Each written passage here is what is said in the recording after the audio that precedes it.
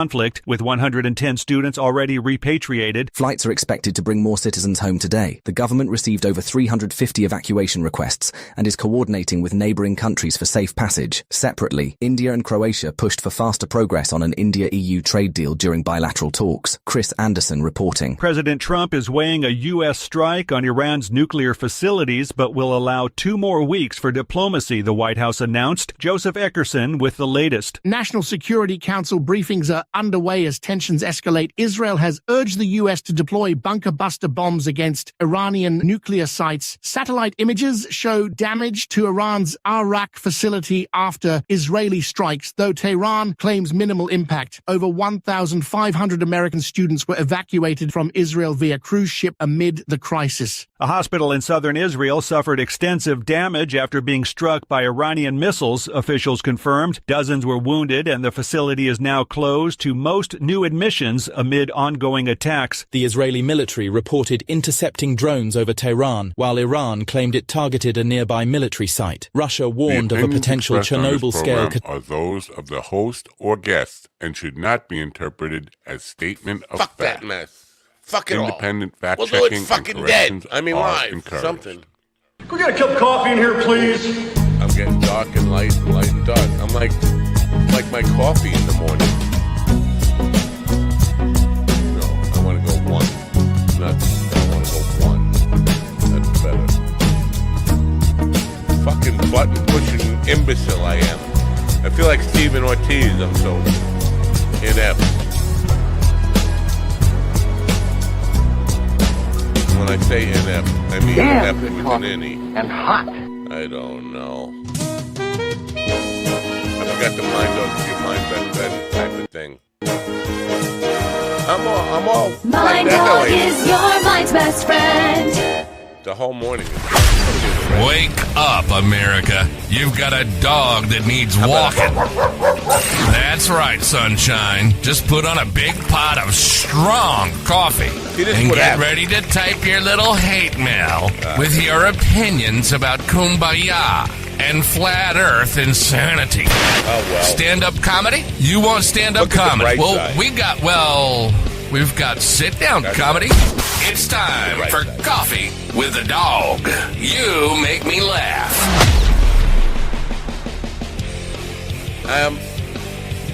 If I make you laugh, it's because of my inept button pushing. Look, the loop button went off by itself again. I wish I could do that thing. Very bad man. You are a very bad man. Very bad button. I can't do that thing well. The finger doesn't really... I'm uncoordinated with this finger. I hypnotize myself. I'm all hypnotized. Is it going to shut off by itself? Because I have the loop button thing. All right. No! Wake up. Oh, I'm going to kill that StreamYard bitch. Oh, good morning, folks. It's Friday. We kind of almost made it through another week of Friday, what is it? Friday, June 20th, 2025. In the year 2025, I'm going to make a prediction. Ready? Are you ready for a prediction? Here's my prediction. At 11:01 a.m. Eastern Time today, or thereabouts, Pat Black Gould will be calling Mickey Mickelson and saying, "What the fuck kind of retard show did you book me on?" And that's how today will go. That's my prediction. And you could already take it to the bank. I'm right. Pat Black Gould is an author who's going to be with us. She's a clinical psychologist.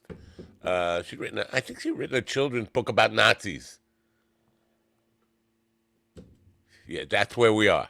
We're talking children's books. Well, I guess the kids should learn about Nazis. I don't know. Anyway, so that's what we got in store for you today. It doesn't look like a little chubby little... well, he had a show last night. Mr. Professional had a show last night. A little chubby pedophile, child enthusiast, Dave Landau wannabe. It's late. He's AWOL. And that's absent without legs. Yeah. Anyway, yeah, my life is just full of every day. See how I'm doing that? That's because I'm crazy. My life is full of drama every day. Or being a clinical psychologist, she makes us think she hit clinical gold. That could have waited till you popped in. Anyway, the popper in there over there will be popping in momentarily. So every day I wake up with drama. Drama here, drama there, drama everywhere.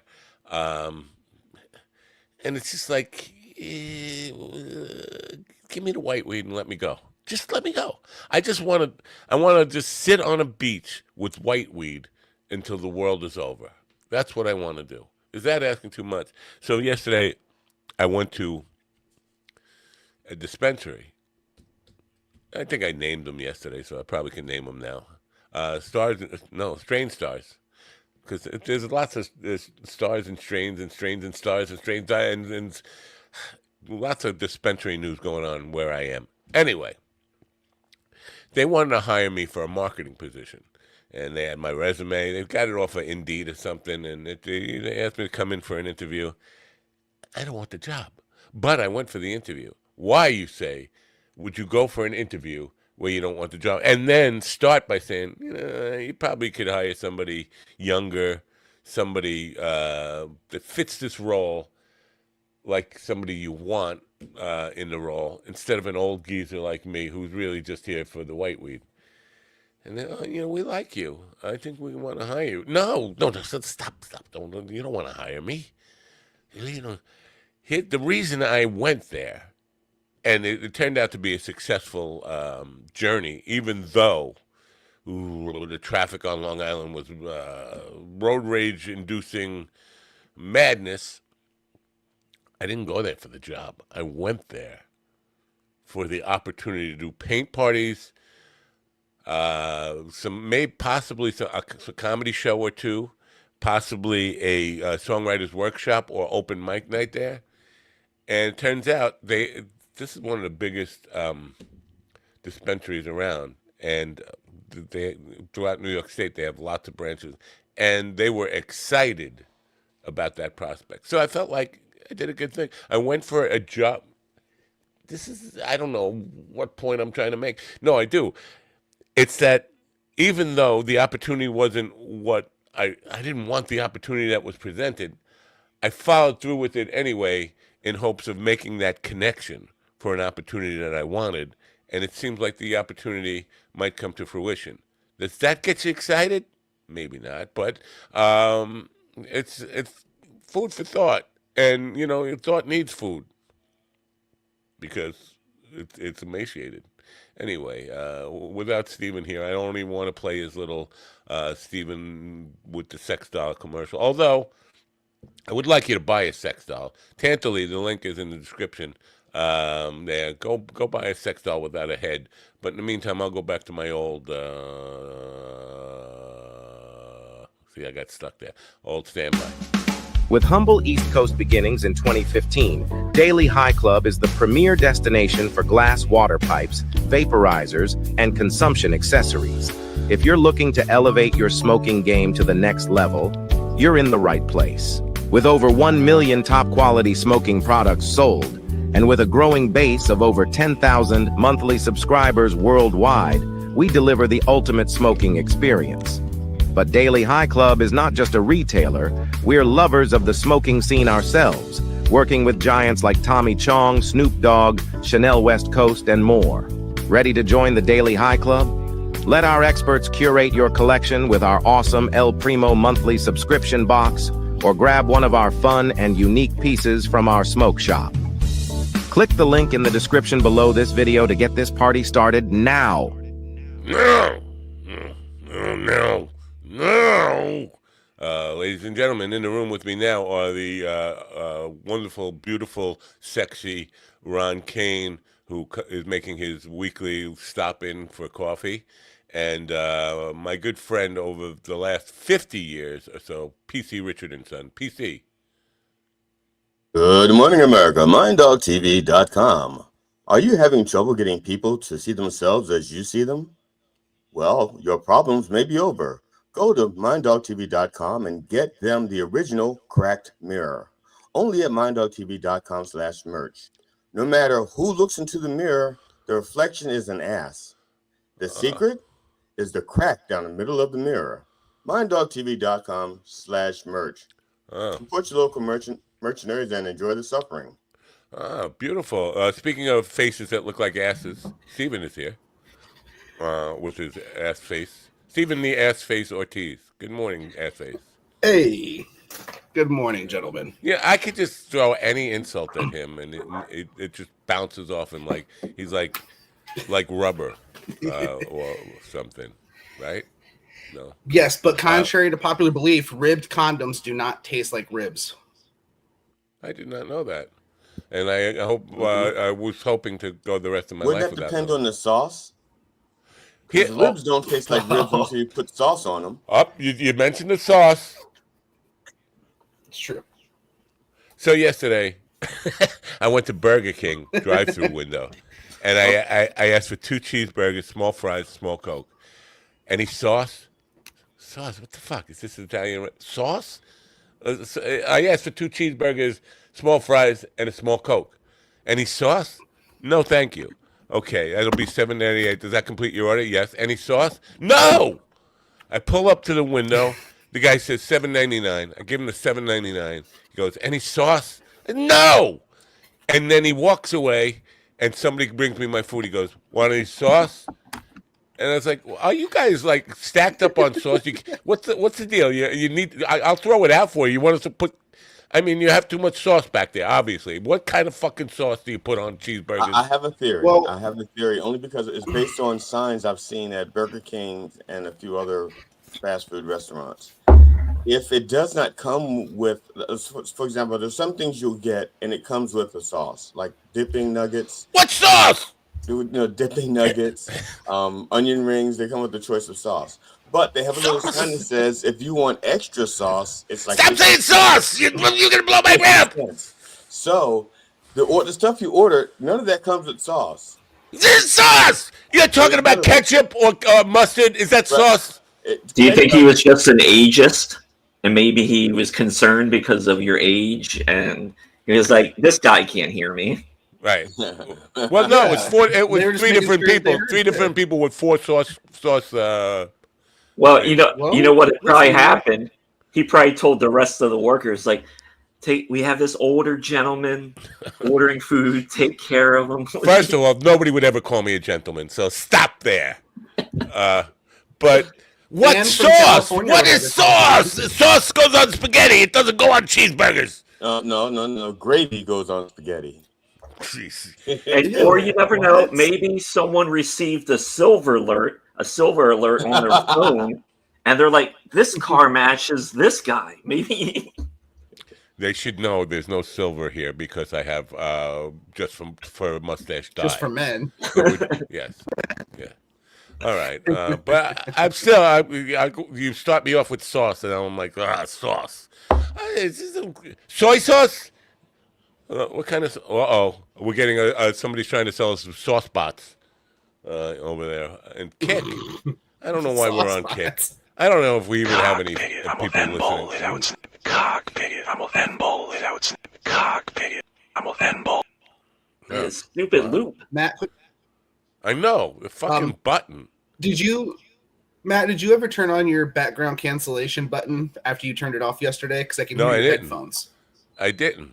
You can hear my headphones? That's ridiculous. Mm-hmm. You can't hear.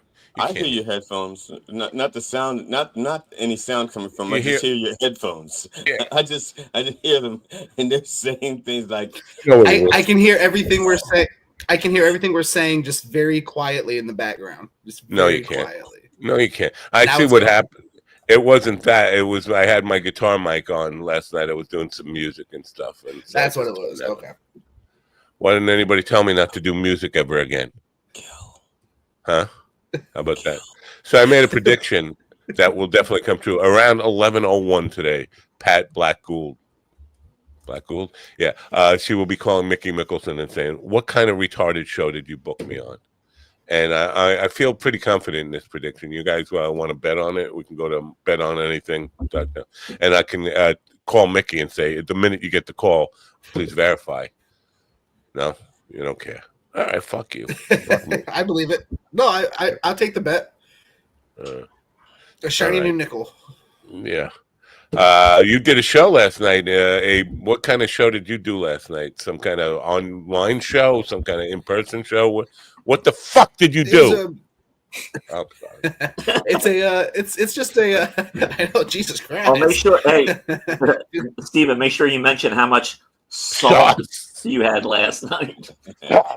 Oh man, I will get to that. Let me tell you. But no, so I was invited on by the Comedy Writers Guild just to come out and hang out and do like. What is it? No, come on. Wait a minute. Comedy Writers Guild. That's not a real thing, right? It's just like it's just a Facebook. It's just a Facebook group. It's a Facebook group of comedians who just kind of bounce jokes off of each other. And it's just a little community. It sounds like they have a building in Washington D.C. or something like where. Hey, Steven, it is 2025.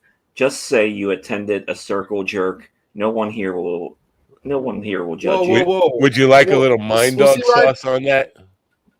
Well, hold on. You guys, you totally cut off half my story. You didn't even let me get to the part where the sauce came in. No, it's fine. You don't get the sauce story now. That's your fault. Fucking leaving. I'm leaving. I quit. Typical liberal agenda here. Right. GD, you want to tell me about your mom?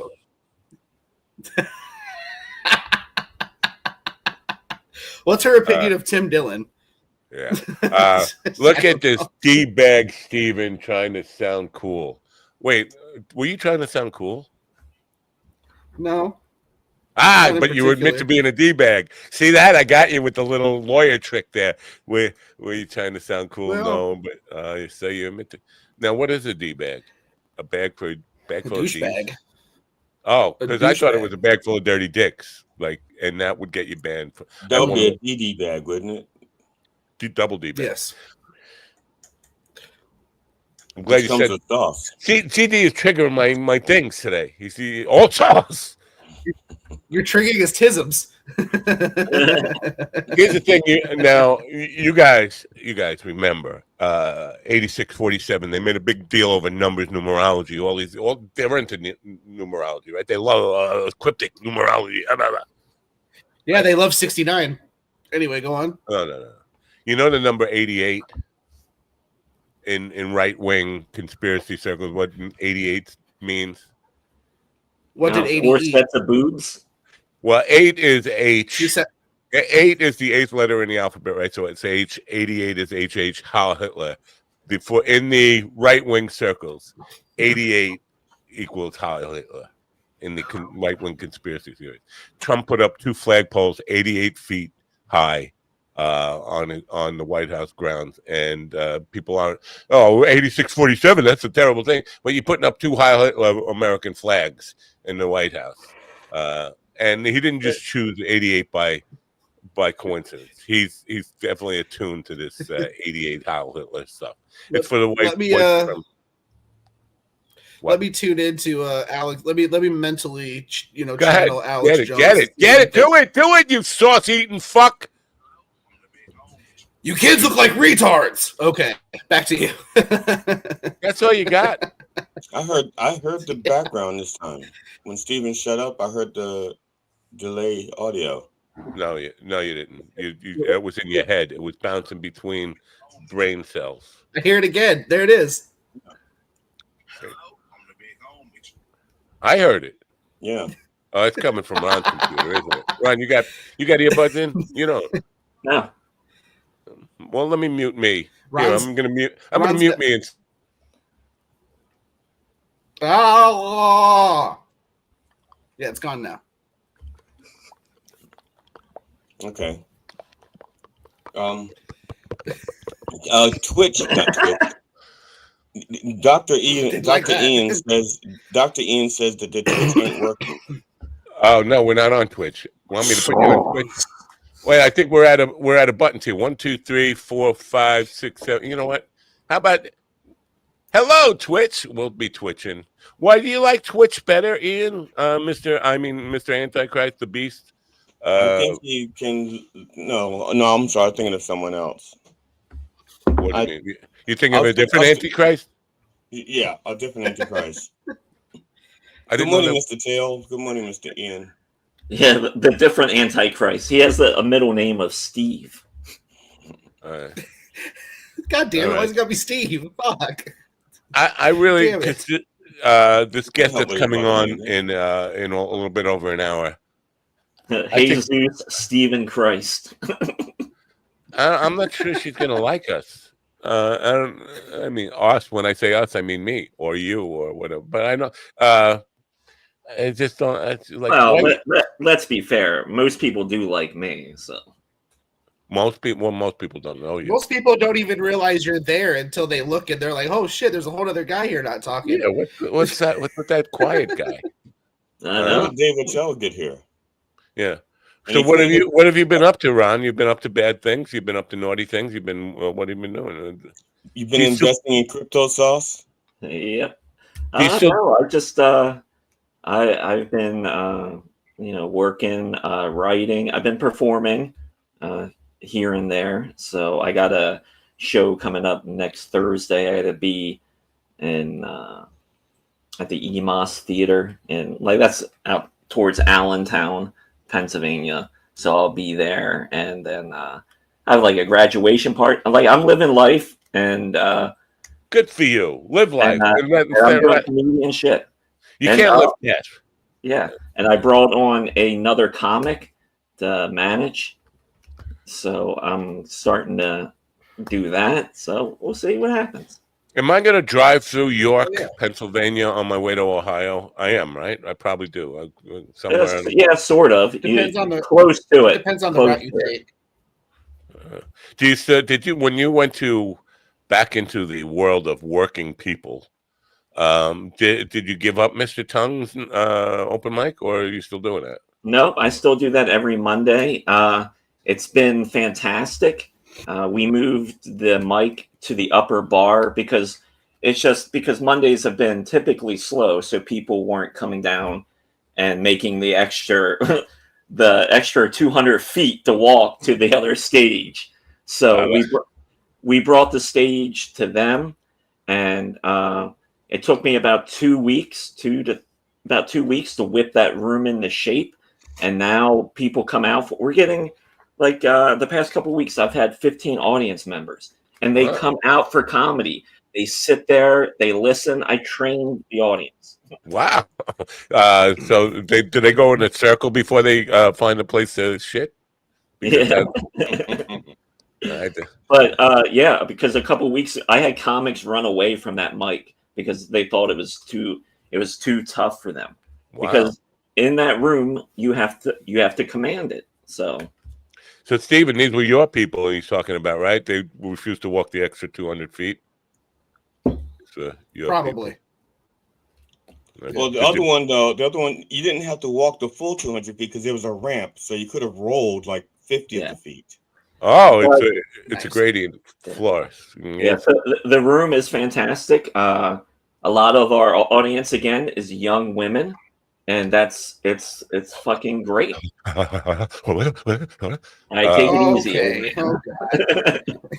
Okay. I'm sorry. Like a dog with a boner. Ron, the obvious question about the audience is: do they come with sauce, and what sauces do they come with? It's a BYOS show. And what makes it even better, I'm only getting I only had 2 other comics again this past week. The room was fucking fantastic. So it's great for me because I've been doing 20 to 30 minute sets. Wow. And I mix it up because people have been coming out. So I tell them if you're going to come out, I'll make sure and do 90% new material for you. Wow. Pretty cool. Yeah. CD hasn't been out there because he said he stopped supporting anything you do because he hates you. Now that I believe. I believe. Wow. Well, no, the truth is, at a BYOS show, he can't decide which sauce to bring. Wow. What? Did that hurt you? Finally, I found something that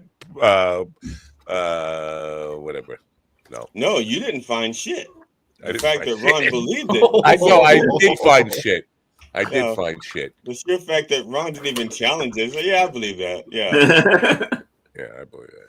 All right. No, I did find shit. I found tons of shit, and it's like because when your dog starts shitting and you don't pick it up, other dogs come around it's like a challenge. Oh yeah, that's all you can do. Let me show you what a real shit looks like. And so dogs find a way to kind of. It's like a shitting competition. So yes, I did find shit. Lots and lots and lots. You think that's a shit? Let me show you a shit. There's a TikTok video that I saw. There's two dogs sitting on like at a dog park talking to each other, and one dog sees the lady with a bag, and he goes, "I'm telling you, they collect our shit. They're collecting it." And so they see a lady come down. She bends over and she picks up the poop, puts it in a bag, and then she puts it in another bag. And so the dog goes, "See, I told you, they take our shit." So one dog says, what do you think they're doing with it? And the other dog goes, "I think they're making chocolate." And he goes, "Chocolate?" He goes, "Yeah, have you ever had chocolate?" He goes, "No." He goes, "That's my point." And I'm not sure about why, but that was what the video was. What the fuck? Can you tell that story in Robert Duvall's voice? One more. Did you hear the one about the whole surfer song that starts that way? It's like, what are you doing? Chewing chocolate? Where'd you get it? Doggy dropped it. All right, carry on. Then the song starts.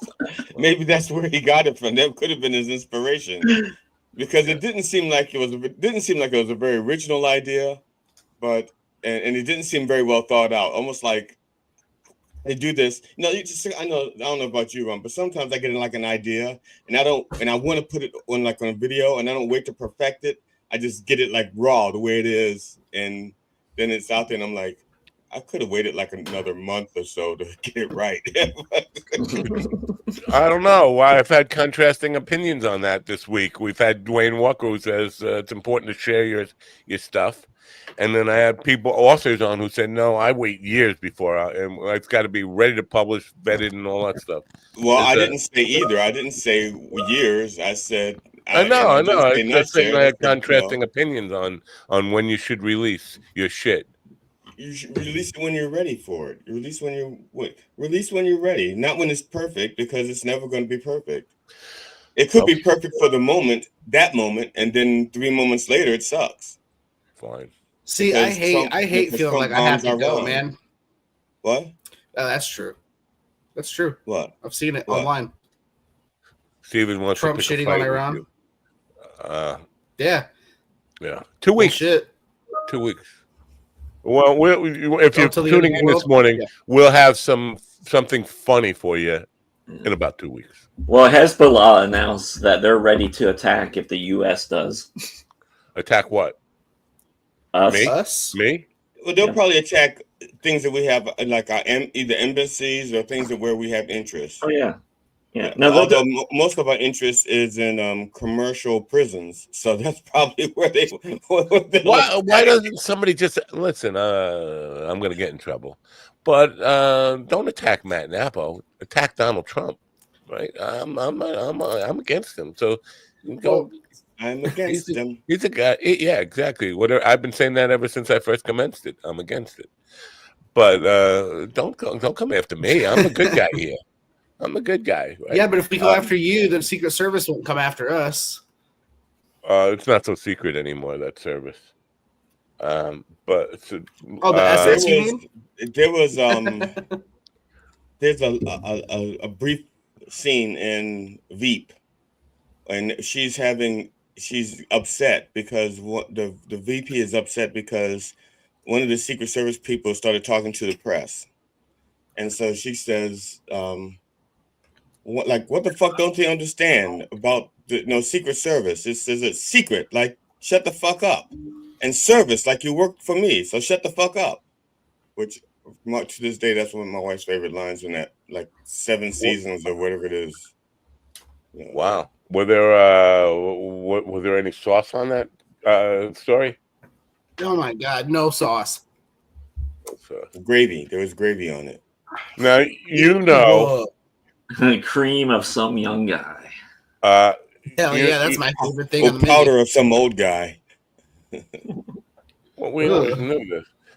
You knew that I got banned from Twitter for telling Pam Bondi to choke on a bag of dirty dicks.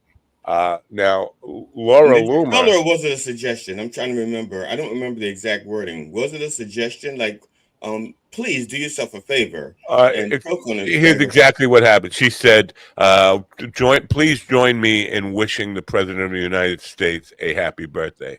And I said, no, fuck you. Choke on a bag of dirty dicks, all you goddamn Nazis. And they said that was violent speech. I think they're referring to the word Nazi. Nazi? Oh, yeah, and you should have said please. There was your mistake.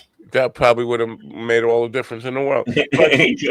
I disputed that was violence. Like, show me where the violence in that is. There's no violence in that. But and then they showed you a video on Pornhub where somebody was choking on a bag of I dirty said, dicks. I'm an experienced choker. Look, people know this about me. Choking used to be my thing. Before throwing people off of buildings, choking was my thing. I know how to choke. Choking is my thing too, but usually right until I'm about to come. They showed you two videos, one with a person with no gag reflex and one with a person with a hypersensitive gag reflex. So you can see the difference in the violence. I understand, but I did not say that I would choke her with a bag full of dirty dicks, and I didn't say somebody should choke her with a bag full of dirty dicks. I said she should just choke while she's enjoying her daily bag of dirty dicks. Funny that Steven is down with cream of some young guy. But he's ew to powder of old guys. So clearly Stephen loves young guys. Or at least they're cream. They're cream filling. And as long as they're of age, what does it matter? Right. So Laura Loomer, true, you know Laura Loomer, Laura Looney Loomer. Yeah, she's the one who handcuffs herself to fucking buildings and stuff. She came out. Somebody told her she needed to apologize to Tucker Carlson because Carlson has taken a anti-Trump turn. And so she said, sorry. 3 sorries. I want to apologize. Why don't you go ahead and keep your while you use your mouth for an Arab cock warmer? Wow. So she can tell him to kind of suck Arab cock, which I don't think Iranians are really Arabs, right? They're Persians. There's a difference between. Right. Yeah, that's true. So she got it wrong, but she's allowed to tell him to choke on a Arab cock. But did she say choke on it, or did she did say at the end of the? There was less violence. See, as a warmer, it sounds more comforting. Yeah, she maybe said that's what I should have said. Potatoes. Then she ended with that. I should have started out with warm your. No, because whatever. But basically, she's threatening violence against Tucker Carlson for putting an Arab cock in his mouth. Well, there's a double standard here, is all I'm saying. Definitely on Twitter there is. They're afraid of reality. And to be honest here, I would not stick my clean dick in any of those fucking Nazis' disgusting, dirty mouth. I'm not going to get their bacteria all over my pristine dick. And I don't keep it in a bag. I mean, I know it's not surprising, but did you see that little story that came out that now I guess it's been confirmed that most people do receive their news from social media. Yeah. That's their number one source. Yeah. Well, I mean, who the fuck has time to actually turn on a television these days? And, fuck television, too. I mean, is social media any worse than Fox News? Really? But I don't look at Fox News. I don't know. It's kind of, I don't know. They're almost equally the same, but at least online you can get, who fucking knows? Yeah, TG said, I don't watch Fox News. I think it depends on your point of view. It depends on how you view the other source. So, for example, if you really believe in Fox News, then you're going to challenge the stuff that's on the internet. It's like, I don't know if I believe that. I didn't see it on Fox News. And on the other, but if you lean the other way, if like you really believe what you see on the internet, He's like, I don't know if Fox News has this right because I saw this on Mr. Tongue website. And keep in mind, Tucker Carlson was the primetime guy after Bill O'Reilly. For 13 years, Tucker Carlson was the primetime guy. And in that lawsuit, the Dominion lawsuit, they brought up text about him hating Trump and all this stuff. I just can't wait till he's dead, whatever he said in that stuff. But last week, or just within the last week, he came out and said to Steve Bannon, Fox News is like they just turn up the propaganda hose to a maximum just to take advantage of the elderly and gullible people. Now, this is... And both can be true. Yeah. What do you mean both can be true? When he was with them, he was with them. And now that he... Oh, no. He wasn't with them. According to his own text, he didn't like, or he felt like he was being forced into, but he did a good job of acting it out. But according to his own text and why they had to pay $787 million, Tucker Carlson was outing himself in these texts to people like, I hate doing this. I just can't wait till this guy is gone. I hate him with a passion. I'm talking about Fox News. He was toting the line. When he was with them, he was like, I'm all in. Even well, I'm not saying he didn't hate what he was doing or even hate himself, but the sheer fact that he was taking a paycheck and doing it, to me, says he's all in. Money. People will do anything for fucking money. Like Steven, I don't want to tell you what he does for money, but and the weirdest thing is it doesn't even matter the currency. I mean, I've seen Steven do things for Deutschmark. reals. Hey, Deutschmark and pesos. No, for a yen. Wait a minute. Well, what country uses a ruffle? I think you're thinking of potato chip. India. Oh, really? India. I did not know that. Well, you've educated me. Imagine that, Stephen, the former child, teacher, educated me on ruffles. Hello, I'm the big homie. What's the exchange rate, dollar for ruffle? You don't know. I don't know. Let's see here. You don't know. Let me look it up here. I think it's Amagansett person. Stop calling me Amagansett. It's $5 for a bag of ruffle. Hello, I'm the big homie. Okay, for $1 United States dollar equals 86.55 Indian rupee. Wow, you'd have to carry how many? You got to carry around like a truck full of ruffles just to get a cup of coffee. Rupee? I hardly know. Ruffles. I said ruffles, not rupees. I don't know where to get a rupee. No, not Bill Cosby no, with neither. my connection. Ruples? It's Indian rupee. RUPEE. Rupees, like ruppies, like puppies, like rupees. But Rupees. So you'd have to carry around a truckload full of them just to get a cup of coffee. I mean, just to suck dick for a 20, you'd have to get like 1,000 rupees. So wait, did you just suck dick for a 20? Did you say? Wow. Heroin's a hell of a drug, man. I don't know. All right, that's the show for you. Let's end it up right now. Wow. Oh yeah, like that's the weirdest thing ever said. And remember, it's a gig economy, so that counts. Yeah. You know what? Somebody we know, or we don't know. Somebody we don't know asked me to. She just started a podcast and asked me if I knew anybody who could edit it for her. And I don't know who to even. I don't even know who to recommend for this job. I mean, how much will it pay, and all of this stuff. Opusclips.com/minddog. Well, I told her, let me do one for you. I'll determine how long it takes and how long it should take, and then we'll set a price structure and what you're willing to pay, and then maybe find you one. But that was Monday. Here it is Friday. I said, send me the fucking file. She still hasn't figured out a way to send me the files. She's going to her, getting emails back and forth between her and a tech guy. Fucking, how hard is it to send somebody a video file? Well, Steven knows. He can't fucking. He sends you a YouTube link. I'll send you a YouTube link. It was my fault, my misunderstanding. I should have sent you a clip. I could have done that. I didn't. My point fault. is, I don't understand. But on the other hand, Steven, you have your own commercial. You have your own 4-minute spot.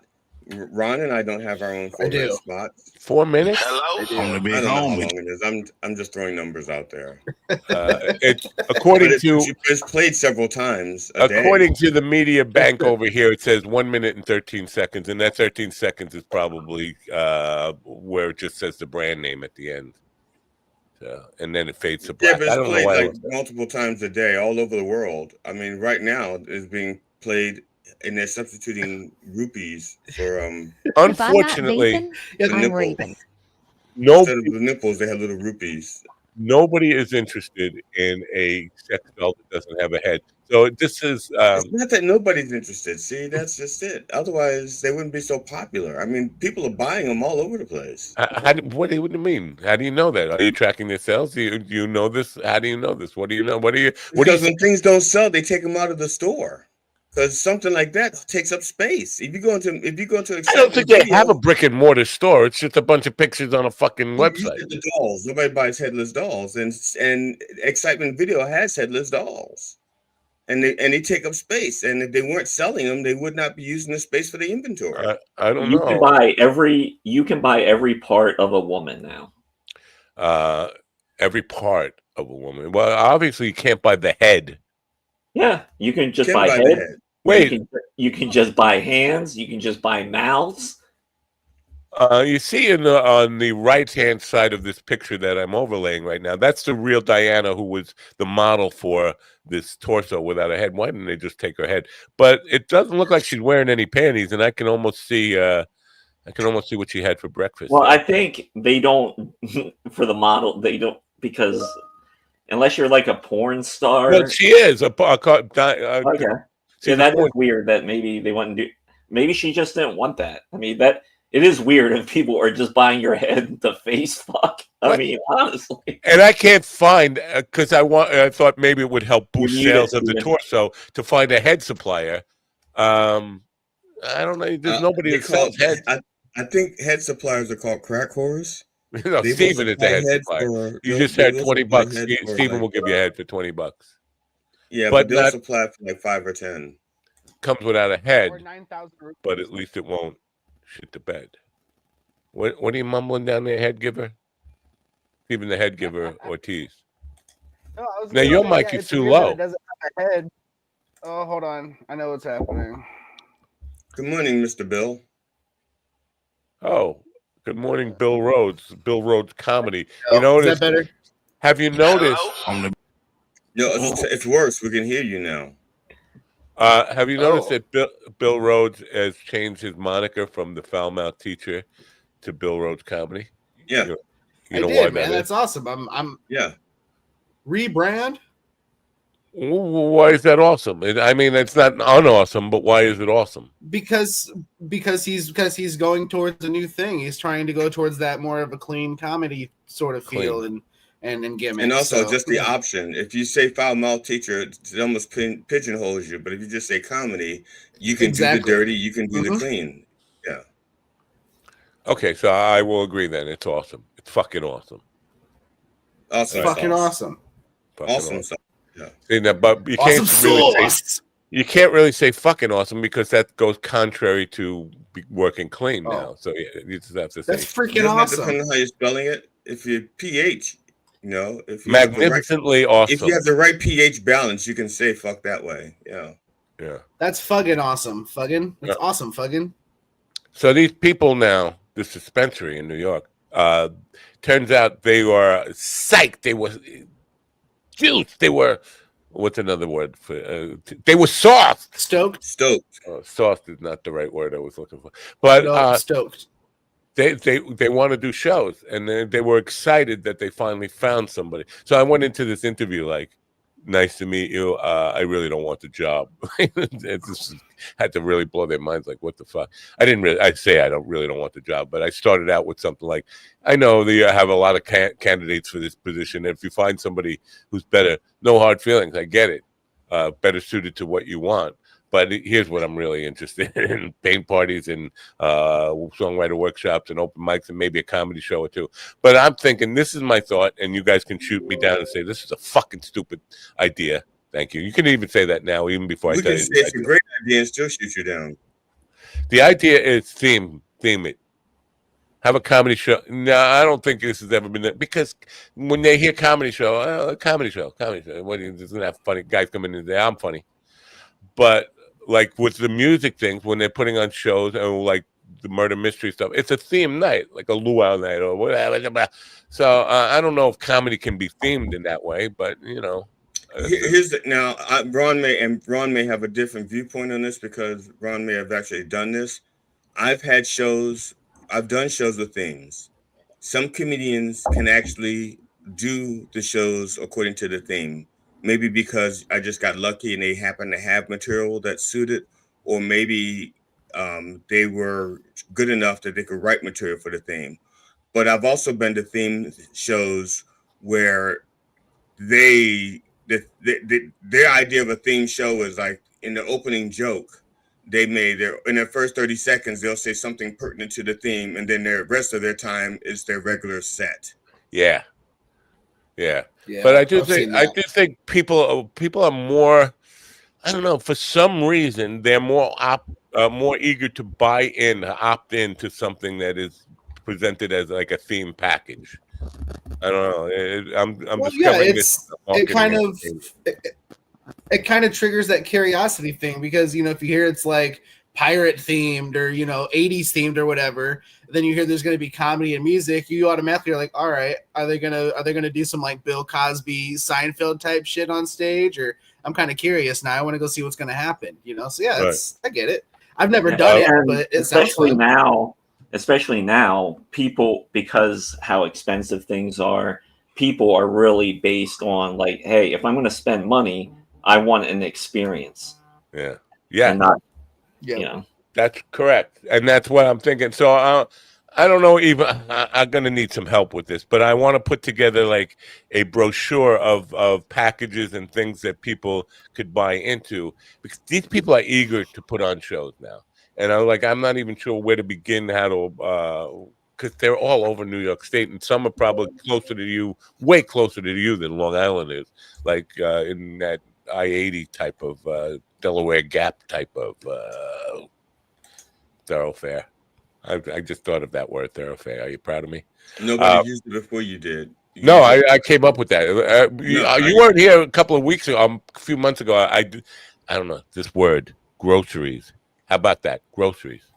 Yeah, because the word was so new, because that word was so new, I wasn't even sure if I wasn't hearing it correctly, because I was hearing like a series. Series.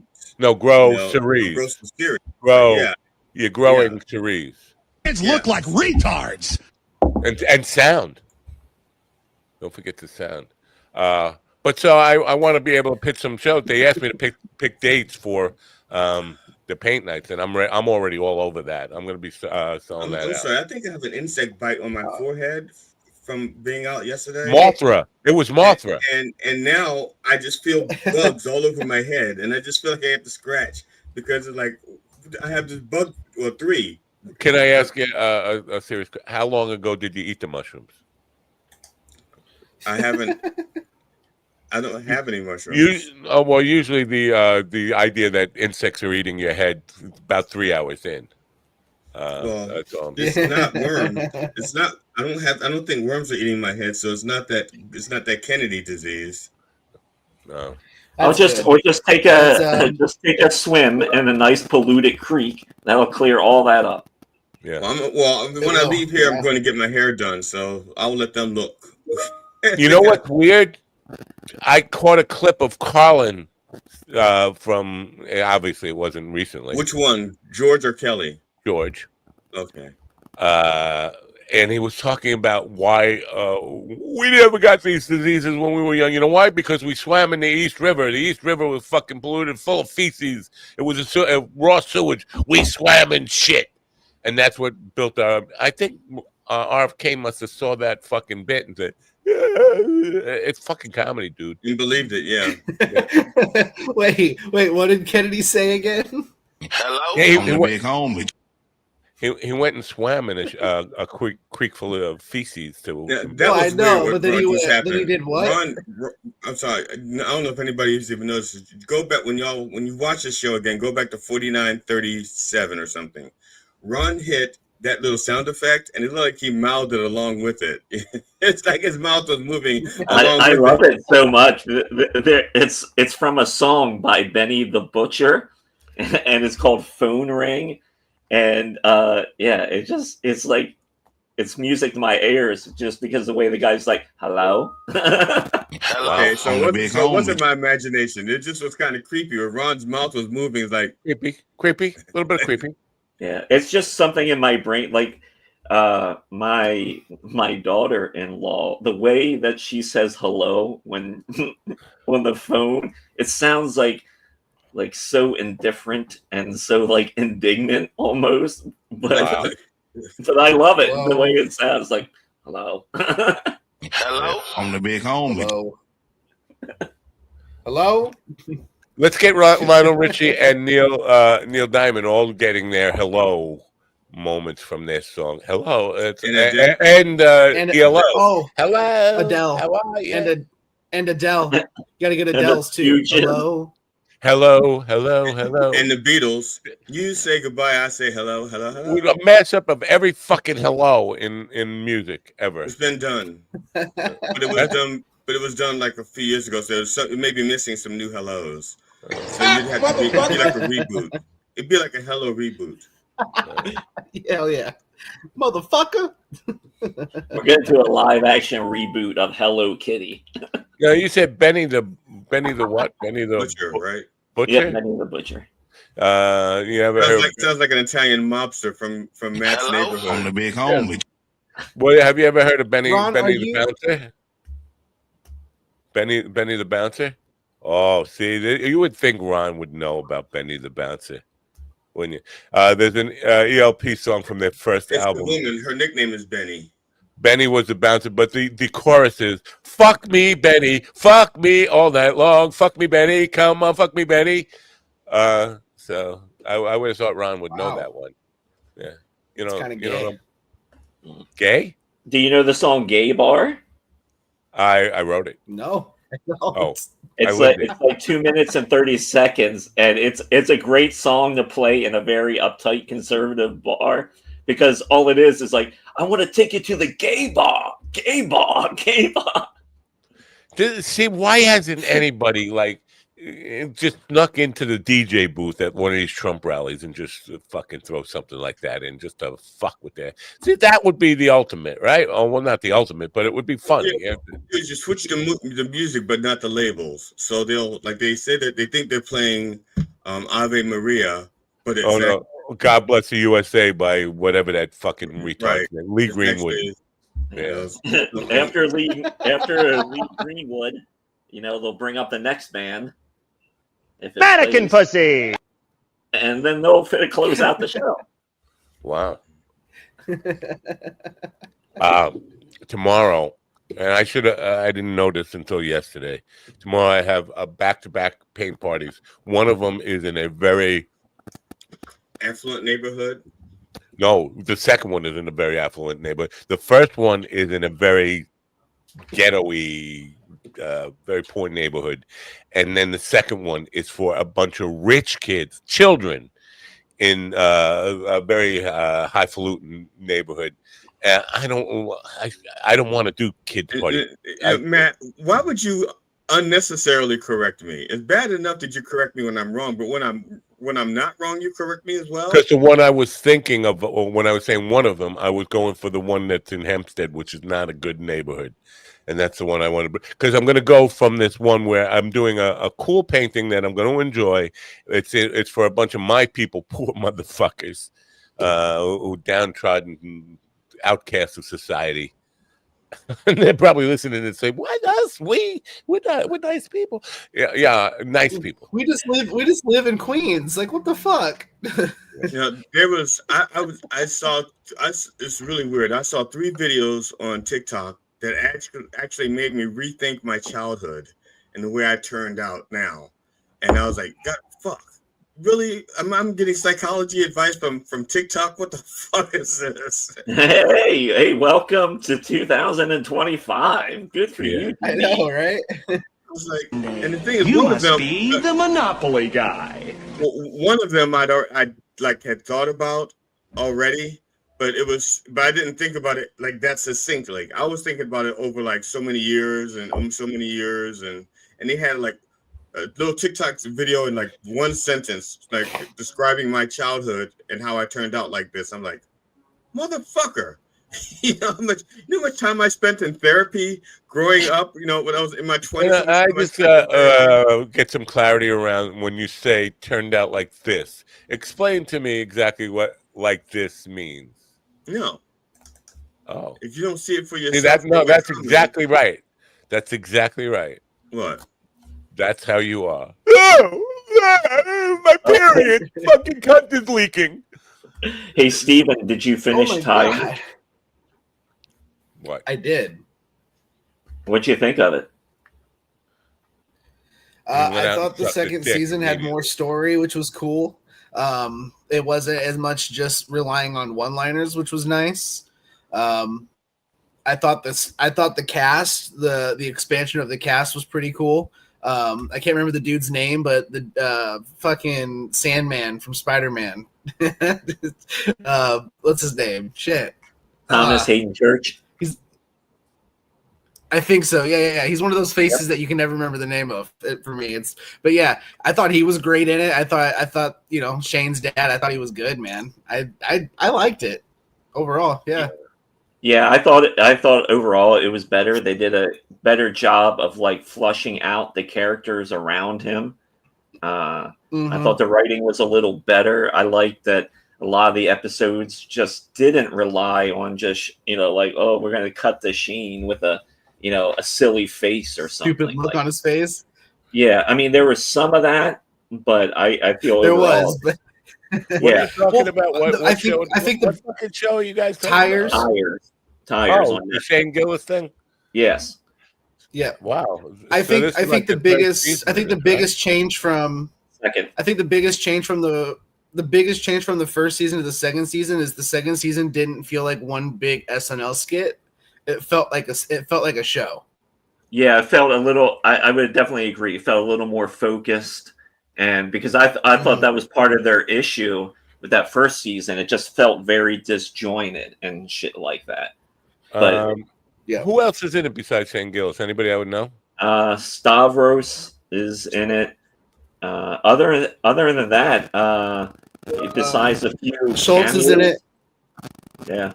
Besides that, it's not really a lot of people you would know. I mean, there's stand-ups and stuff like that kind of in his world. Wow. I wonder where Kyla Fox, Steve Gerben, Andrew Schultz, Chris O'Connor, Thomas Hayden. We already talked about him. I mean, yeah, it's pretty much the majority of them. Everyone else is just like real small names. It's just like going to the Vietnam War Memorial and reading names. I don't know any of these fucking people. Exactly. Yeah. I mean, if you watch it, you might recognize a few faces if you know comedy, but I mean, it's not like it's a super all-star cast. This is what I'm learning. I'm almost as dumb as GD when it comes to fucking people in comedy these days. I've never heard of anybody who's working today. It's surprisingly that you would think I might have heard of them. But I get a lot of open micers. That's what I get. No. And actually bringing in Thomas Hayden Church was a big boon for that show because I feel like they needed a good veteran actor to help complement that cast.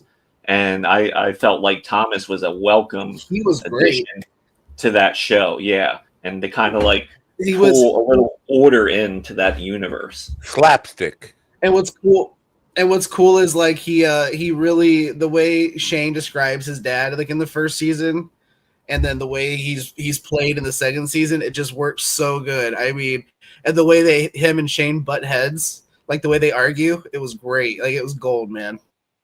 Every time. Oh, wow. It's pretty good. I might watch so you guys are doing like a Siskel and Ebert now. You and Ron got a Siskel and Ebert of comedy show review. Thumbs up? No? Meet the critics.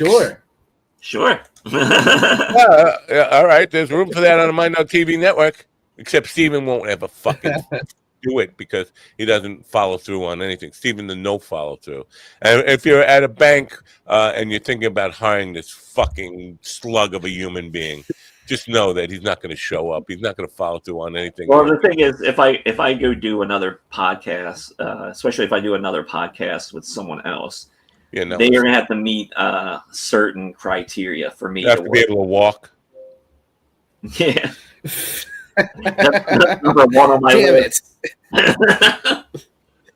other words, Steven, fuck you. That's basically what we're saying here. Fuck you. I mean, that's fair, man. That's fair. Anyway, I hate fucking doing parties for kids. They got me doing. It's too late for me to get out of it. I'm gonna go do a paint party tomorrow for 15 rich kids in a rich, and they're giving me instructions to try to be silly. Silly. Is it a good payday for you? Fucking A. Yes, it's a good payday. Matt, you better dance. You better dance. It could also be the end of my paint career, though, if they call up and say to tell the company, that guy was he beat up 4 kids and he showed his penis to one. You know, he said to that 5-year-old. He said to that 5-year-old, if you can fight with one eye, I'll take the other. Right. But I came close. Believe me, at the Queens Library, I had a table full of fucking kids, and I was just like losing it with that. I mean, come on. For the rich kids, you should do a scenic Auschwitz painting. No, they choose the painting. The painting is already chosen. I don't get to choose the painting. It's their naked dad. Just like out of the shower. Today's paint party, we're gonna paint your dad. Yeah, and it's like hanging down to his knees. Let me tell you, it doesn't matter because they're all going to paint the entire canvas black anyway. That's what they do. They fucking kids, put all the paint on the bubbles on the pubes. Well, let them paint that all they want as long as that money is green. Yeah, but the thing is, man, brother. I like the fact that most of these parties tip you at the end, but I can guarantee this kids' party, there's going to be no tip. These are rich people. Rich people don't tip like poor people. Poor people who don't have their money. That's how they accumulate their money. The poor people say, I understand what you're going through, and they tip, even though they don't have much themselves. And so they don't accumulate. Rich people be like, I have no idea what you're going through. Fuck you. And I have more money now. Yeah. Of course, I may be stereotyping. I have no idea. I've never been rich. Maybe. Yeah, because I've never been rich. I have rich friends, and usually when I go up with the rich friends, they'll say like, I got the check," and I'll say, "Okay, I cover the tip." So again, it's the poor person tipping, and the rich person is paying the tab. So I don't have any rich friends anymore, but I got one rich friend left. But all the other people that I cut away who were very wealthy. All these people, that's really funny. All these people who I knew were rich were all hardcore Trumpers, and this is just where they were rich through Democratic and Republican administrations. These are the people who want to make America again. People who everything is going right for. People who live in mansions, they have fucking everything going right for them. These are the people who say, America sucks. We got to make it great again." And I mean, it makes no sense.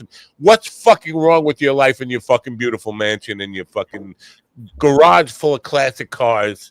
How does everyone feel about tipping? Because this has been a topic of conversation of late. Because a lot of people have been complaining that you got to, like everybody asks you to tip now, no matter what you do, even if you go to one of those places that where you make the fucking pizza, they're like, "Can you tip us?"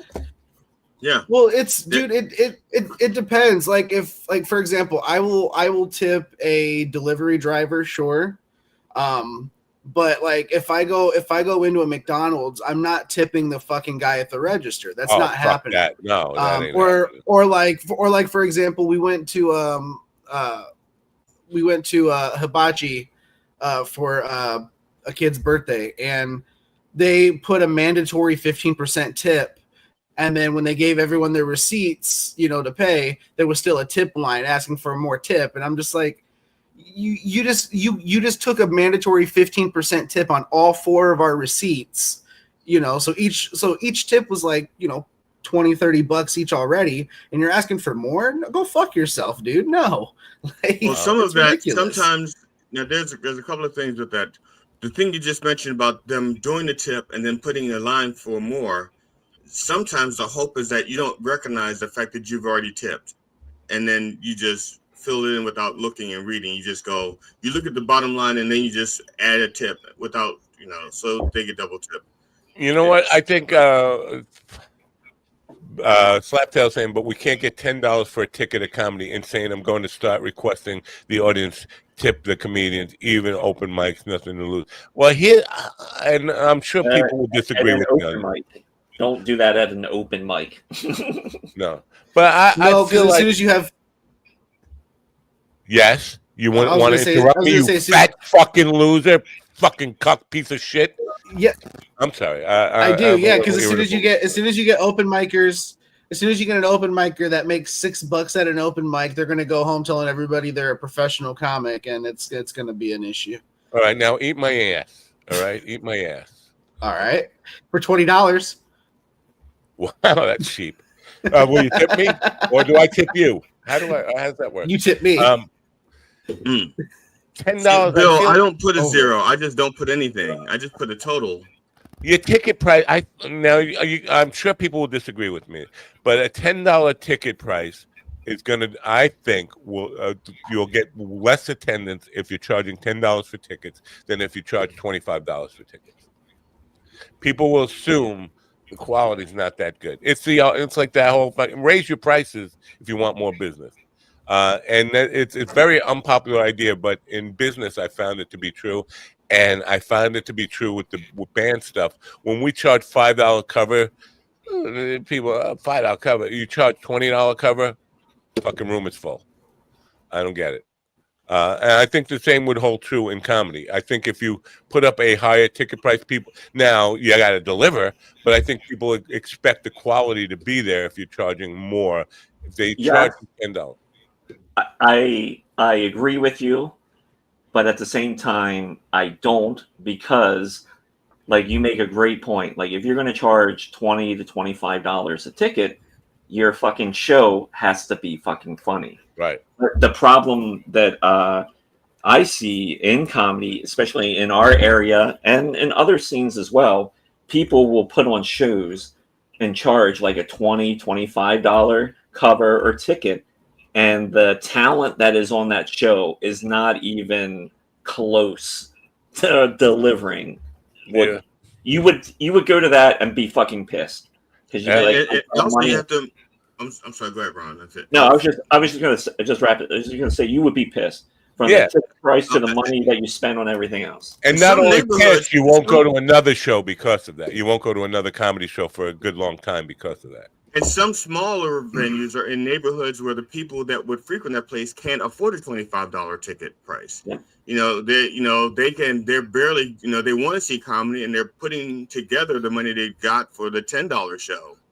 Yeah. Well, I mean, I think you have to know your. I'm talking, especially if there's a one. Really, Steven, learn some manners, you freaking. Yeah. It's got to be delayed a little bit. I'm sorry. I tried to start when there's a. You just admitted you're a big fat Willie. You're a big fat Willie. Fat Willie, you can't walk. He's AWOL. I'm sorry. Now, we have a clinical psychologist coming on who's going to say exactly what's wrong with me for being such a nasty, trying to pull your eyes out of a guy in a wheelchair. I think being a clinical psychologist, she's been watching and just thinking, ka-ching, ka-ching, ka-ching. He really need my help. So you're saying she's racist against Asian people? Is that what you're saying? No, I said she sees money. Ka-ching, ka-ching. That's my cousin. That's my cousin Ka-ching. I'm sorry. That was I'm the big homie. No, Pat Gould is about to join us now, or maybe not. Maybe I've already scared her away. But here's the prediction I made for her, just to kind of reiterate that at 11:01 a.m. Eastern time, she will be calling Mickey Mickelson and saying, "What did you do? What kind of show do you book me on?" Now Mickey's a good guy, but I don't. I'm not sure he tells people what they're in for, because she's done all these really professional podcasts and news interviews and all this stuff. She's never been on anything as quite as stupid as this. Hey, Debbie Downer, why don't you just bring her on? I'm gonna do that, but I wanted to give her a little taste of what she's about to experience. Have you thought about this? Okay, she's a professional clinical psychologist. If we scare she's her a lot of off, crazy, but not stupid. If we scare her off, then her degree is not worth the paper it's printed on. No, I think she could probably at least help one of us, but that's not the point. I'm certain she's look at these people calling me. I'm certain she's dealt with crazy before, but stupid is not necessarily part of clinical psychology. They don't teach you to deal with stupid. But now, are you saying stupid in the sense like moron, idiot, and imbecile? Oh my God. Are you saying stupid as in just plain silly and you see what you see? There you go. Hello, I'm the big homie. Oh wow, look. And that's look what I found. Look what I found on minddogtv.com.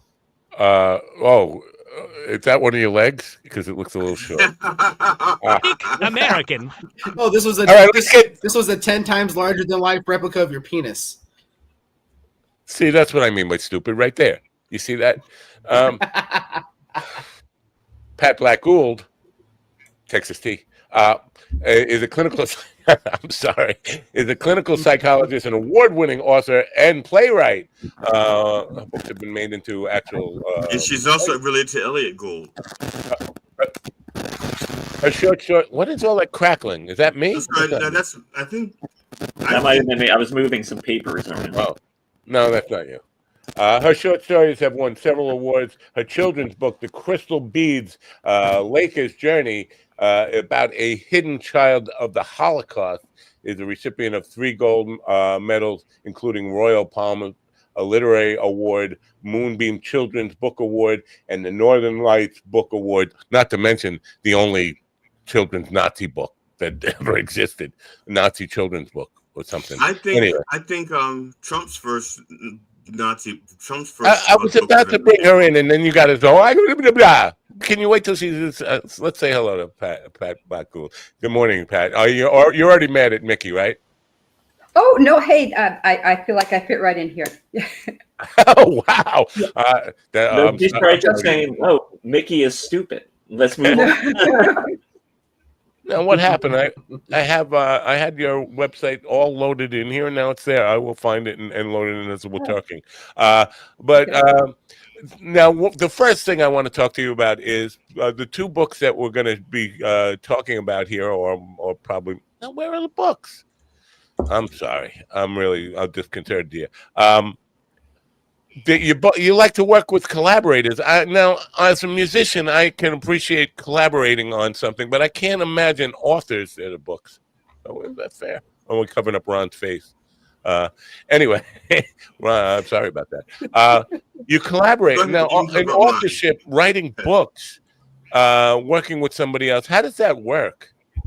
It is a lot of work, but I'm also as I was a theater person in New York and up in New England and everything too, and I was also a playwright. And even as I was writing plays, I would be showing them to the cast and saying, "What do you think of this? What do you think of that?" So I'm always used to like that interaction, back and forth feedback. So I had that already in my background.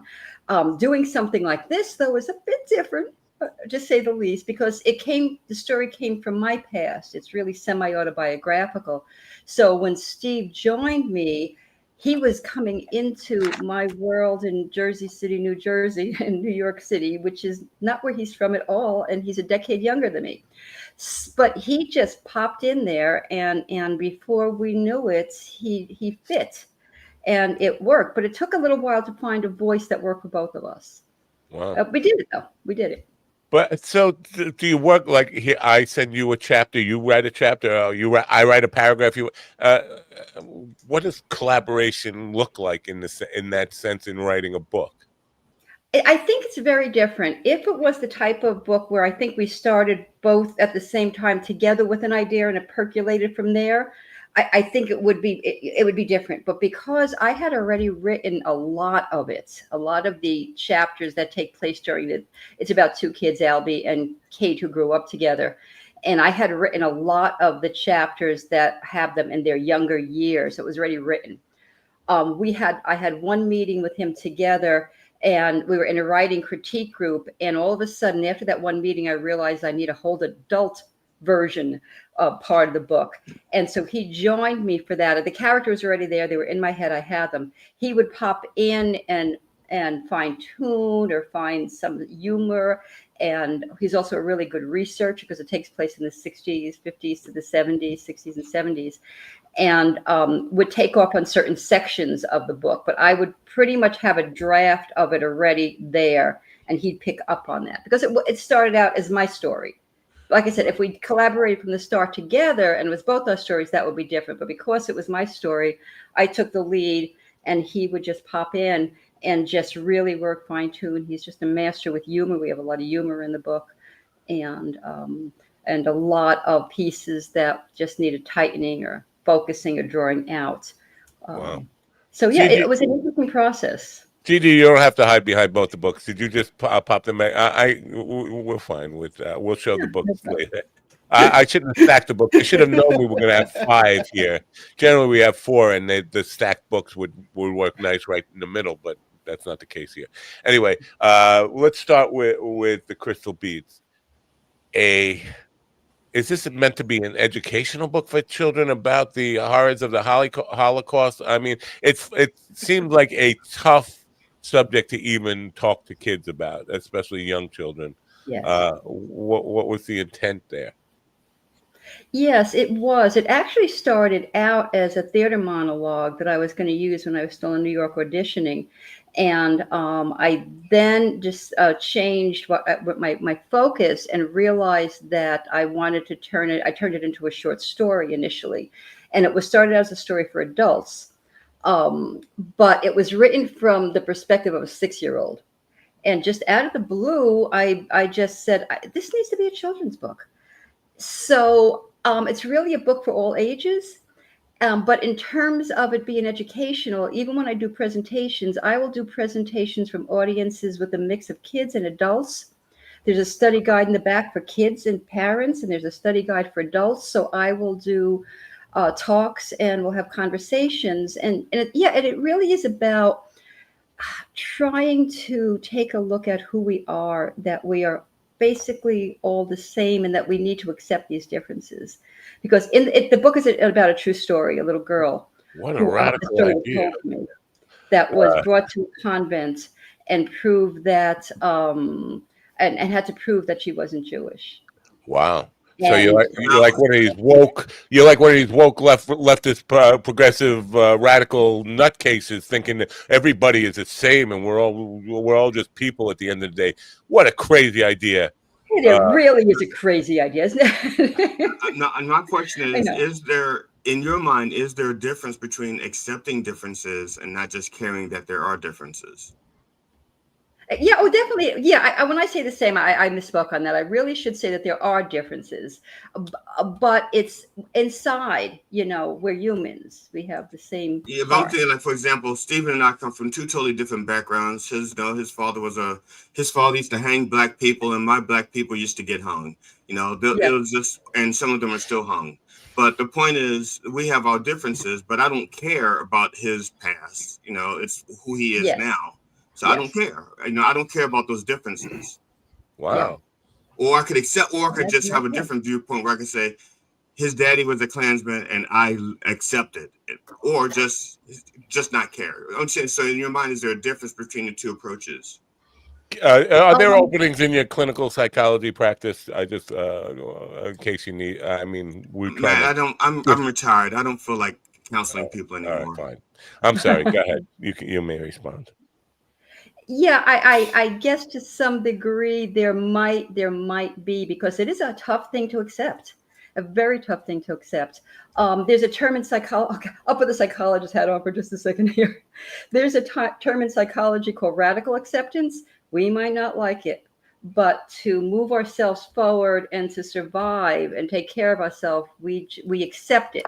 But it doesn't mean we like it, we're happy about it. But this is what it is, how it is. I have to find a way to take care of me and move forward and accept it. So I use a lot of that radical acceptance in my work. Wow. You know, because there are some things that are really hard to accept. I don't want to accept some things that have happened.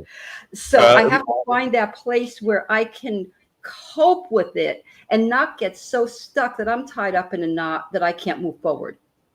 Does that make sense? Kind of. Yeah, it's radical. Radical acceptance. Is that the same as radical forgiveness? Because I talk about that a lot. Is understanding that carrying around anger and not forgiving people. And so radical forgiveness is the idea that you can forgive anybody, not forget what they did, not forget their atrocities, but understand that human beings are born susceptible to lots of temptations, lots of bad influences and all this. And so it's not necessarily something, nobody was really born evil. I come to the conclusion that there is no such thing as an evil infant. If you adopt it, anybody could be manipulated or grown into something that's evil. So radical forgiveness. So the question is radical forgiveness and radical acceptance, are they one and the same or not? I would see that, you know, I could imagine, I could see that working in the same way, because for us to be forward, for us to be resilient, if we don't step past that, we do get stuck. But you might not like it. Again, it's okay to say this disturbs me, it bothers me, and I'm going to move ahead. And because so many people could get stuck there and want to stay there, and then their lives, it hurts them. They can't move, they can't progress. Well, I can kind of speak to this because like my father, he was murdered, and he was murdered. The person who happened to kill him happened to be black. And there are people in my family that they've never moved past that. And like, to me, I mean, this happened before I was born too. So like for me, like I don't care like what color the person was, because it wasn't motivated by that. This is just another human that just decided to kill another human. And he had killed some other people, and he had raped women and things like. And to me, it's not even a question of like his skin color. It's just, this is a guy that was just garbage to begin with. Yeah. I was a testicles when I first met Ron. Ron didn't care that I was black. He just wanted to make sure I wasn't the black man who did all those things to his family. Right. Yeah. Well, it could have easily been a white person or anybody who had done the murder. So yeah. Because Ron said to me, "Where were you on this day in history?" Well, you were actually old enough to have killed his grandfather. So, this idea, and we'll move on to the book that All the Broken Angels, which is about the 60s, which is my year. But just with this children's book about the Holocaust is fascinating to me, because do children get it? Do you think children understand exactly what you're talking about, how horrific that time was, or is it just like a fantasy horror story to them? I've written it in a way to be very careful about how I wrote it, so that you can get a feeling of age-wise that you can handle the emotions that are within the book. But I would say that you can take it. Even though it's a picture book, it really fits better for kids at about 5th grade and older. Yeah. I really, unfortunately, because it's a picture book, it gets classified as something. You have to say this is the age it is. It's for 7-year-olds. No, it's not. Mine really starts at 5th grade. It just happens to be illustrated by the grandchild of a Holocaust survivor, but beautifully illustrated.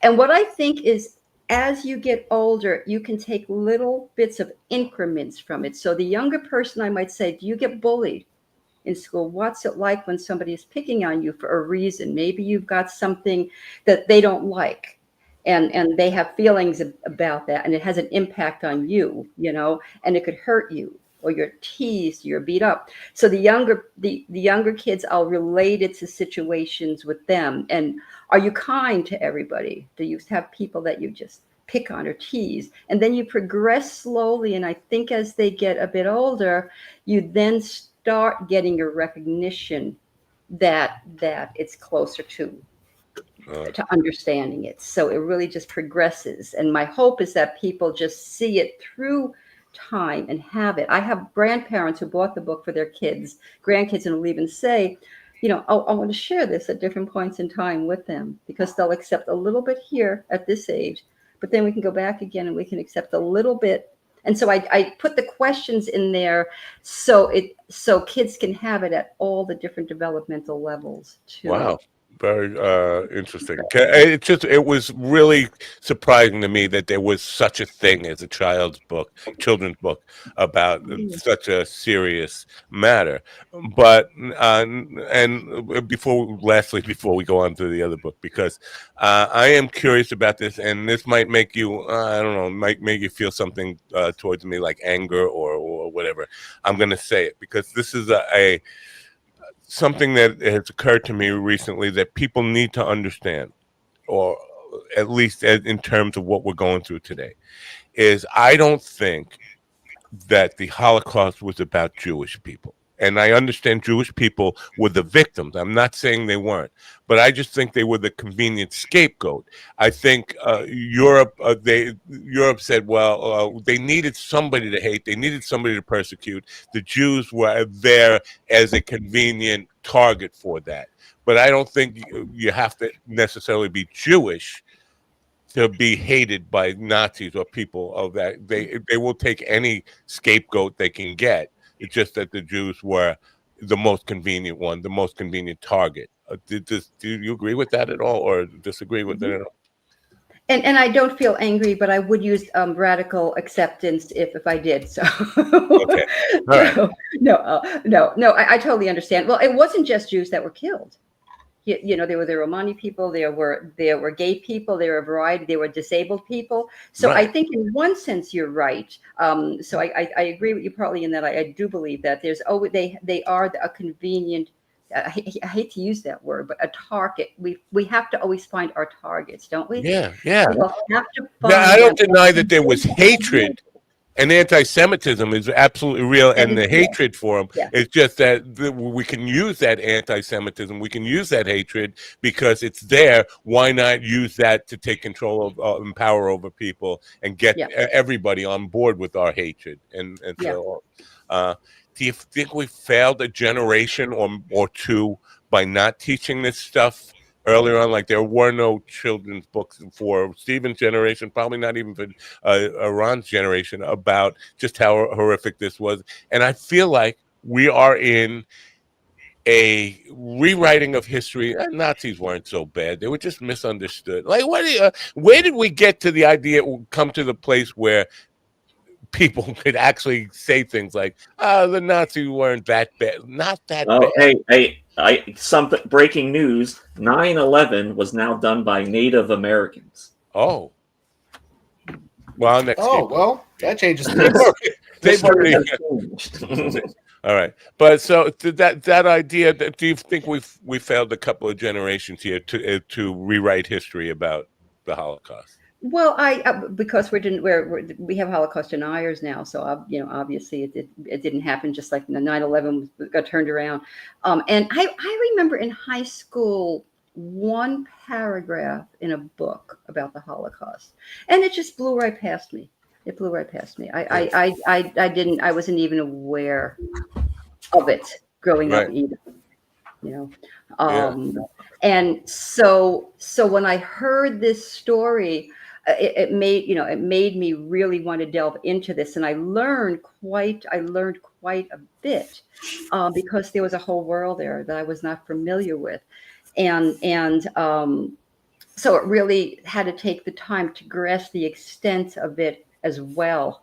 So yeah, I think that we don't. I think that we want to dismiss parts of history at various times for convenience or for political sake or whatever, but it is very sad to see that, and I worry more and more that history is being rewritten, so that the goal is really to try to, and my work is really kind of a historical work. Both books are history based, and I am afraid, and because there are a lot of people that just don't read anymore, we TikTok, we do whatever, who looks at a book, we're really going to lose this.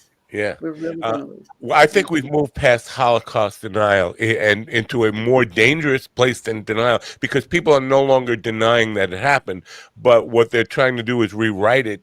And I don't know if you're even familiar with this, but the way it's being portrayed now is that Churchill was the evil guy in World War II, not Hitler. Hitler was actually doing an act of kindness to the Jews, because what happened was they took all these Jewish prisoners of war and they were going to starve to death. So in order to avoid them going through the tortures of starving to death, we decided to gas them instead. And that's the narrative that's being sold. It was an act of kindness. That's far worse than Holocaust denial. They're agreeing it went on, but they're saying, well, he was being empathetic and simply, Hitler was actually a good guy for doing that. It's bizarre, the world we're living in, and so I agree. That I think that really takes it way far out there and over. You know, my hope is that we are doing some work in preserving it as best as possible. You know, that Steven Spielberg worked with, I have a friend who worked with Steven Spielberg, where they actually created holograms. I think it's called a hologram, where you get a picture of somebody while they're living, and then later on you can show it to others of younger generations as they're still telling their stories, to try to keep them alive. So as these generations are passing, you are still keeping their stories going. If people access them, if people see them, if they are not banned, or if they're not, if they're out there somewhere. Yeah, I think we're basically the same generation because of the book, All the Broken Angels. And I just, before we just start to talk about that for a book, and we will, I promise. When I was in high school, and I'm sure when you were in high school, or even junior high school, they would bring in films sometimes for class. I would think, high school, it should be mandatory now to bring in like films like Schindler's List and stuff that teaches just how crazy those times were. And I think we watched those in school. Yeah. Did you really? Wow.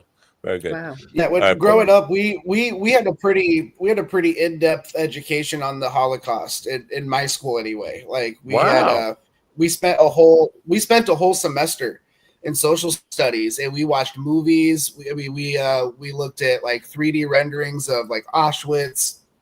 So how do you reconcile what we're going through, where there's such an attempt to whitewash the Nazis and make them seem like they weren't such bad people? How do you reconcile that if you were taught about it? I think it's disgusting, man. It's gross. It's a shame, because they're trying to alleviate this giant atrocity that happened and turn it into what's supposedly a good thing, and it's just nothing about it was. I mean, I think watching the videos and seeing the bodies piled up and all right. But I mean, just seeing the bodies piled up and the rings and the shoes and like all those things get burned into your head when you see them as a kid, So like that stuff's never left my head. That's why all this scares me today. All the Broken Angels, a book about my favorite time. And listen, for me, remember the Wonder Years was about the same time. But the Wonder Years, and I actually knew very well. I know the father from Dan Lauria, who played the father on the Wonder Years. I know him very well. Grew up with him, kind of. That's how I remember that the 60s, that was my childhood. It was the Wonder Years. But the 60s, Ron asked, I think last week or something, were the 60s as crazy as now? And in some ways they were, but in a lot of ways they weren't. But this book is all about that time. Tell me about what drove you to write about that period in time, and is there a middle ground between my Wonder Years remembrance of those years, that it was really a fantastic time, and it was also a horrible time. Yeah, it was a fantastic time and it was a horrible time. Exactly. You have the divide. You really have that divide. It was dynamic and tumultuous. I think part of it was the idea of my wanting to pass on some legacy of that time and honoring my family and my neighborhood where I grew up. And also, I did have a cousin, Albie, who went to the Vietnam War. So I felt like I really wanted to cover that. As a psychologist, I work with Vietnam veterans as well. And they're very near and dear to my heart. Obviously, they're my generations, but they've gone through a lot. And when they returned, they had a really hard time as well. And I felt like all of that I somehow just wanted to put together in that era. And basically, it's about a family starting out in the late 1950s. So you have more of the refined, just sort of reserved, tight, structural, cultural norms, and then an explosion in the 60s of all the dynamics and all the color and everything that changed. And in the story, Albie is much more Albie's gung-ho GI Joe. He always wanted to be military. He just, he couldn't wait to go into the military. And Kate saw no problem with that, but it just happened to be, it was the Vietnam War, and Kate was on the other side of that whole story. As they grew up, they were super close, but as they got into teenagers, she was worried to death that something was going to happen. And it was the era that we had televised war on TV for the first time. So we are watching something we never watched. We could see what happened in World War II, but we saw it from a certain perspective. This is live. Yeah. So that's something that generations, younger folks, they just don't quite get. The draft lottery was live. It impacted people. That night, impact people. A number is going to come out of a capsule and tell you whether you're going to the front lines or not. Yeah, So as you said that, I felt that anxiety because my older brother, we were watching the draft live, and we were like sitting on pins and needles, hoping his number would be very low. In the I reliving it as you speak. Well, what was that? I mean, so since me and Steven have never experienced, how did that feel? I mean, do you just like sit on pins and needles, like hoping that you're not?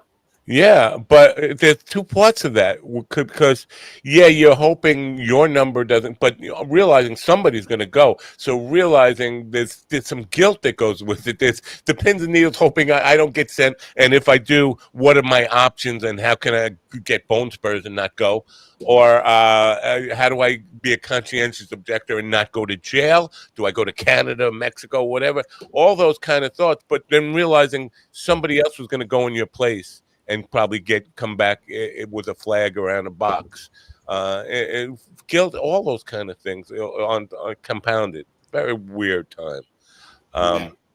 Could not. It was part of Go ahead. Ron, one of the things that's interesting that you can actually watch the calling of the numbers. The TV station preempted Mayberry RFD, which was the new version of the Andy Griffith Show. They did, and you can watch on live. You can hear them say, "We're preempting Mayberry RSD for the draft lottery 1969," and you can watch it on YouTube, and you will see exactly that process. They will show you the board that they picked a number and then put the board on picked a date, a birth date, September 14th. Okay, first one.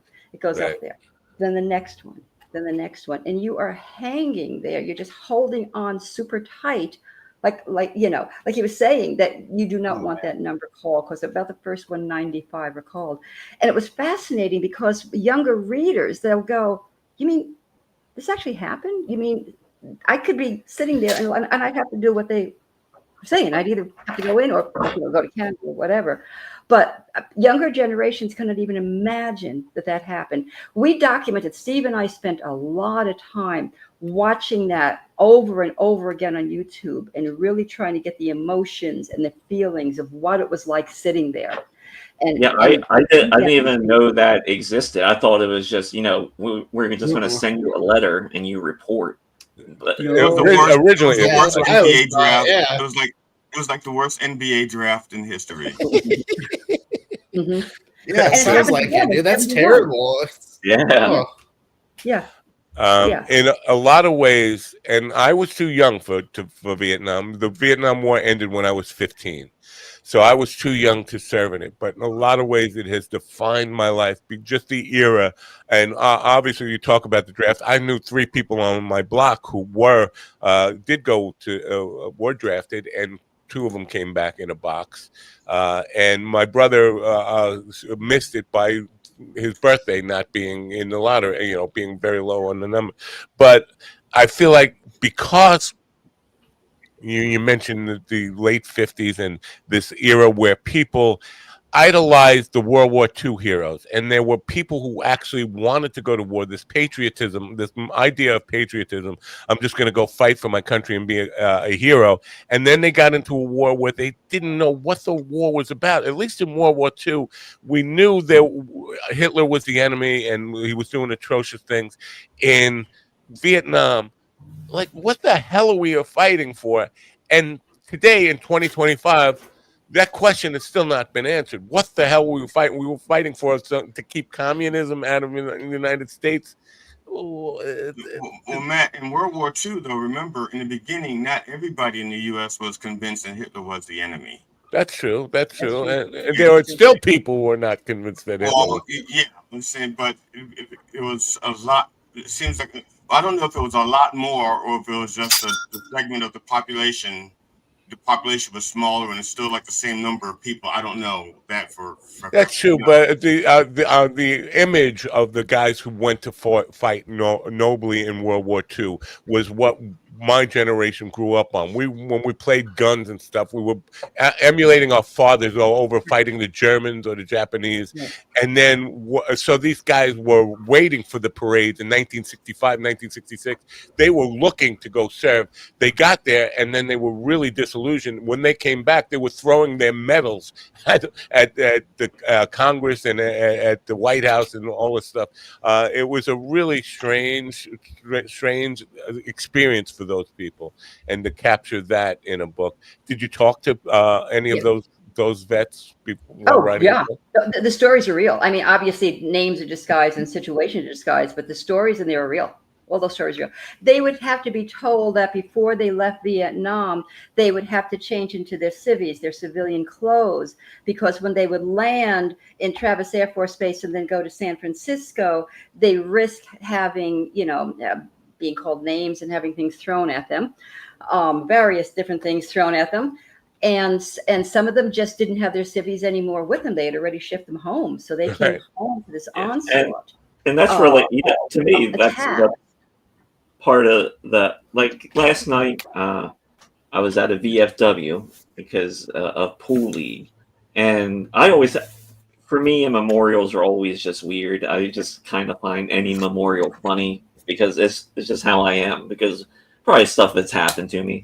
But like in this VFW, and like in every VFW at 7:00, they do this thing where they ring the bell, everyone stands up, and you're supposed to, and I just look around, and it's like, I understand, like, being part of that team, and it's good that you want to protect your country and things like that. But then I also think is like, I look at these people and like what the government has done to them essentially, and is because I have relatives that were in Vietnam. I got an uncle who's basically held together by screws at this point. He's like all metal because he was a paratrooper, and he got really messed up. And then not even like mentally what we even take into account. And all I hear now is like all these people, they're like, oh, we want the military, let's jerk off the military. But there's still nothing really in place to come and like help these soldiers. I mean, it's like haphazard. And I look around and I see like all these people and like, well, this is why our society is fucked up too at this point. Yeah, true. It's just generations of people fighting in war. So how could that be good for anyone's mental? It's really very difficult. Wrong with what you're saying. I think the one thing that's worse than that is there are administrations that go out and they start to do good things for the vets. They increase access, they increase funding, and then someone like, let's say, Dick Wad, who's in office now, comes along and says, we're going to take away all those benefits that we gave you that, like 5 years ago, we said you earned and you were entitled to. Well, now we don't think so anymore.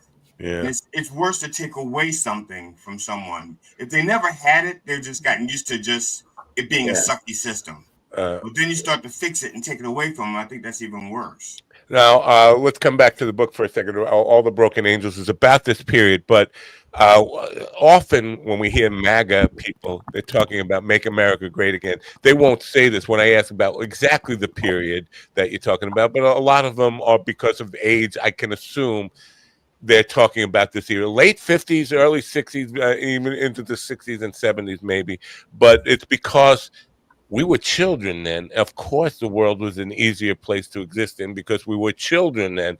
But this romanticizing of this era, you talk about Barbie dolls and G.I. Joes and all this stuff. This is part of the world that seemed, innocent to us, but we sometimes forget about all the turmoil from the 60s and stuff. The question I have for you, because this is what Ron asked GD and I about, Ron being from a generation behind us, is are there parallels between the 60s and what we see in America today, or is today, just your perspective on this, is today worse, better? I think that it was interesting because we wrote about the divide, using the family, using Kate and Albie, and as the people, him on one side, her on the other, just in terms of their political decisions and some of the areas they were focused on. And we saw people stopping talking to each other. We saw people just, sort of moral righteousness. I have the truth, and my answer is the truth, and I can't hear another truth. And you'd see that you would see that during that time. So as we're writing this and we're looking at the world right now, what we didn't have back then is the internet, where everybody can find different truths or what they. So we didn't have we would have the news, and granted, not all the news was going to be true back then, but we pretty much had a guideline. Walter Cronkite, all those people who are coming on, they were giving us information. Okay, some of it slightly slanted, but now people don't access the same information, and sometimes it feels like we really are not in the same worlds or the same universes, because their thinking is so philosophically different, and what they hear might be something that somebody else doesn't hear at all, and that boggles my mind. So I think in that sense it's a lot worse, because how do you unite when this website is showing this and that website's saying? So the difference is, one of the differences I think is that we didn't have that much back then. As I think about it, there were times, because I had a neighbor who was very politically active. I was a kid. He recruited me into the New York State Conservative Party, and I actually campaigned for Richard Nixon at 8 years old. But I remember him being very opposed to liberal rags, newspapers. The difference, because there were these opposing voices and stuff, I think the difference is it wasn't constant. You got your paper in the morning, you had your 6 o'clock news for a half hour at night. It wasn't a 24/7, 365 barrage of this information about things and different opposing viewpoints that would drive you crazy and fill you with anxiety as we have now. I think that's the major difference in my mind, is it's just constant and you can't escape it no matter where you go. We're always going to be arguing talking points all day long, every day for the rest of our lives. And we didn't know back then. A lot of the time we didn't know. We didn't go around asking, hey, what political party you are on, or who do you like, or what t-shirt do you wear? Life was on, and we would have people, and we'd have friends, and if there were differences, I think we're easily ready to say, okay, you believe that, I believe this, we'll just go on. Now you can barely bring people of the opposite poles together. Yeah. Which is harder, I think, if you go into talking about any of the politics or anything. And I think that's harder too, because we're watching people. It's not like we're labeling, but it's like, oh, can I connect with this person? Can I be a friend with this person? Do I want a relationship with this person because they're opposite? And can we find a common ground anymore? You know. Yeah, Matt, I just want to try to answer something you asked a while ago. You had said something about when you asked MAGA people when was America great. You know what period they're talking about. The only member of the MAGA group that actually has a specific time when America was great was Trump, and he likes the time of the robber barons. It was like the 1890s and stuff like that. He likes that to him that is when America was great, when the robber Did he actually barons. say that? I never hear that quote. Wow. Yeah. So for him, bizarre. that's when it was great. And you know, in his mind, and that's why he's stuck on the tariff thing and the whole bit. He has an 1890s viewpoint of when things were great. Somebody should mention Theodore Roosevelt to him because it doesn't matter. It doesn't matter what facts you give him. In his brain, that's when it was great.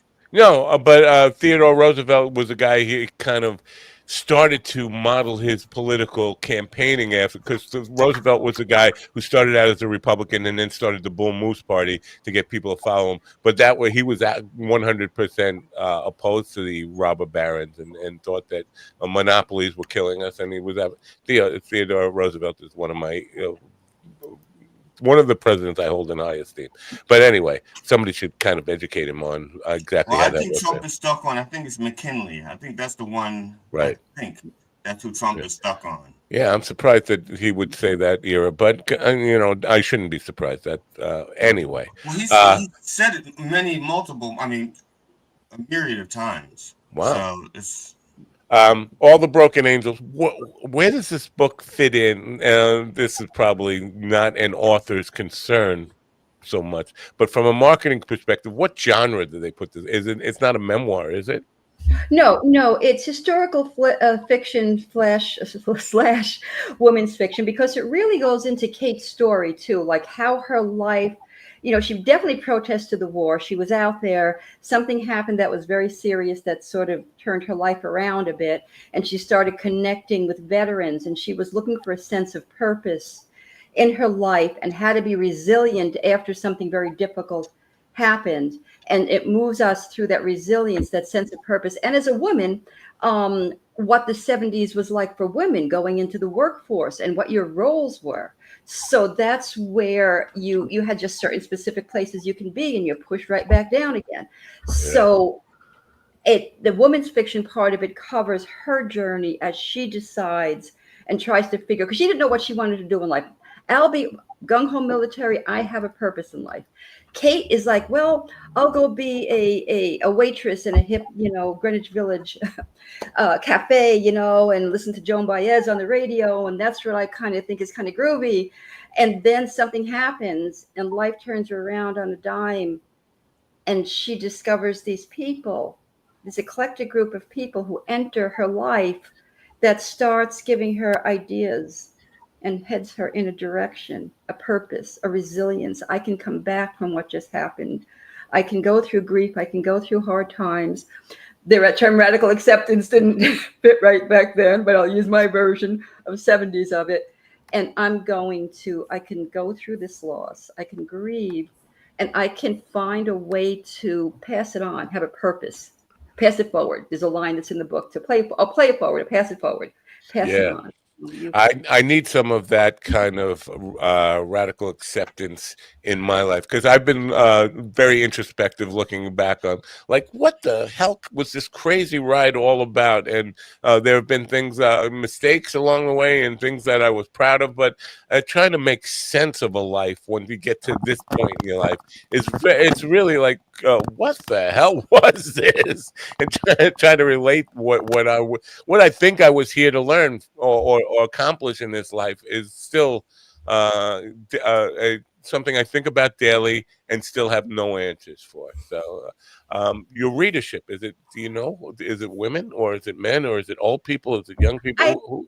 I think it's a mix. Obviously, my generation or generation is more likely to really picks it up because they really like the connections to the past. But the interesting thing is when younger readers pick it up and read it, they'll go, oh my God, the first thing is I'm going to give it to my grandparent. My grandfather was in the war. And I'm like, okay, boy, I felt old. Then they go, oh wow, this happened. I like this. This is kind of cool. I really want to know more about that. That was that music, and that happened here, and this happened there. And so I'll get the feedback from them, and they'll just buy into the story because the themes, the morals, the themes, loss of resilience, finding purpose in life. It doesn't matter what generation you're from; those themes are there, and that's the important part. And those themes can go cross through all the generations, so Yeah. that goes through. Resilience is an interesting concept because if you survive, you're resilient. It doesn't mean you're necessarily moving forward or improving, but I think it's just as long as you survive, you're resilient and get to live and fight another day. I don't know. It's pushing past. Yeah, it's trying to move past the sort of survival to bouncing back to something. I'm going to use maybe something tragic that happened to help improve me or help move forward, if not just me, for others as well. I don't want to give away the ending of the book, but Kate's resilience brought her to do something that she did not know, and she found her purpose because of everything that happened. So it's more than just it's not getting started. It's moving forward to the growth and the lessons you learned from that. Lessons learned. I love that. Yeah, because this is my perspective on life lately. It's all about lessons learned. What were the lessons learned from anything? Life is not about what happens. It's about how you react to it. But I'm wondering, you mentioned purpose a couple of times with your protagonist, and this is something I focus on too. And with lots of conversations on this, I feel like we are all struggling for a sense of purpose in life. And I'm just wondering, as a clinical psychologist, has that come through? Is it a mass need? Like, is everybody as lost as I am in trying to figure out the sense of purpose in life? I wonder, and guys, they're from the younger generations. I'm wondering if as we get older, I think there was some of that in teen years and or early adulthood. But I wonder when you get so busy, job wise, making money, having families, you kind of don't get a chance to get philosophical for purpose. And then you get older and you go, what's it all for? What's it all about? What's my legacy? But I'm not sure. For me, I'm wondering if that's the case. You kind of lose a little bit of that. Ron, I see you smiling there. Yeah. I just this is way off the beaten path. I know you've done podcasts and stuff like this in the marketing of the books and promotion and stuff like this. One of the podcasts I know that you were on, which I didn't even know he had a podcast, David Edward, who was a guest on my show. Now, and I'm just wondering, he still was that long. Here's the thing. I interviewed David. I got along great with him. Really thought I would, and then he disappeared off the face of the earth. And then people who follow him said, "What happened to David Edward? Where did he go?" It did because he was paranoid that because of some of the ideas he was putting out in the world that people were out to get him, and now people who were followers of his couldn't find him. And then I see here she is talking to him, and it doesn't look like all that long ago. It's just for me, I can't wrap my head around what the hell did he just go down? Do you know anything? I've been trying to reach out to David too for the second book because I thought, given he was military and his history, it would be a great person to connect with again to talk about this book. And because he's an incredible guy, and I haven't heard back, so I'm trying to connect with him too. He's an amazing guy. Yeah, and I seem to people who follow him seem to agree that he's missing in action, and I just I wonder because he was, when I talked to him, he had just released a book about Atlantis, and he was worried that all the kooks who had Atlantis theories were after him for suggesting some of the ideas that he had suggested, and it was just, and then he disappeared, and I was like, did they get him? I don't know. Amazing man. All right. Well, if you ever hear from him again, just tell him I said hello. Tell him I said hello. And people are concerned about it. Yeah, me too. Me too. Great guy. So this podcast whirlwind podcast tour. Enjoyable? Do you like? It is. It's fascinating. I love meeting everyone and talking to folks and getting different perspectives. It really is. I still have to learn how to do it. I'm comfortable on stage. That used to be my world. That's great. It's getting used to the technology of it all. But I really do love making the connections. The idea that when you're doing it on stage, you're fully clothed and like this. You're not wearing pants. Is that what well, yeah, that too. I've just got shorts on. I thought you meant me. It's like, anyway, I'm going to confess something here. I've made fun of your name, I'm wondering, because your maiden name is Black, right? But then your married name is Pat Black Gould. Now, being of my generation, maybe you'll get the joke because most of the people I made the joke to, Black Gould, Texas Tea. Because of Jed Clampett shot up at shooting at some food and up the game in Bubble and Crude. Black Gold, Texas Tea. Black Gold. Yeah. So I just yeah, I do. That was from that Beverly Hillbillies, our generation. But if I can give you a very quick thing about the Black Gould, when I married my husband, whose name happens to be Patrick, and I put the hyphen in the name. You have to go around and change all your credit cards and your bills and statements. So I'm on the phone with somebody and I said, Black-Gould. Black-Gould. And the woman goes, how do you spell hyphen? So I went, Black-Gould. We're living in an age when AI will do that. The AI will definitely, if you say hyphen, it will write out hyphen or something like that. The world is becoming very literal because of AI.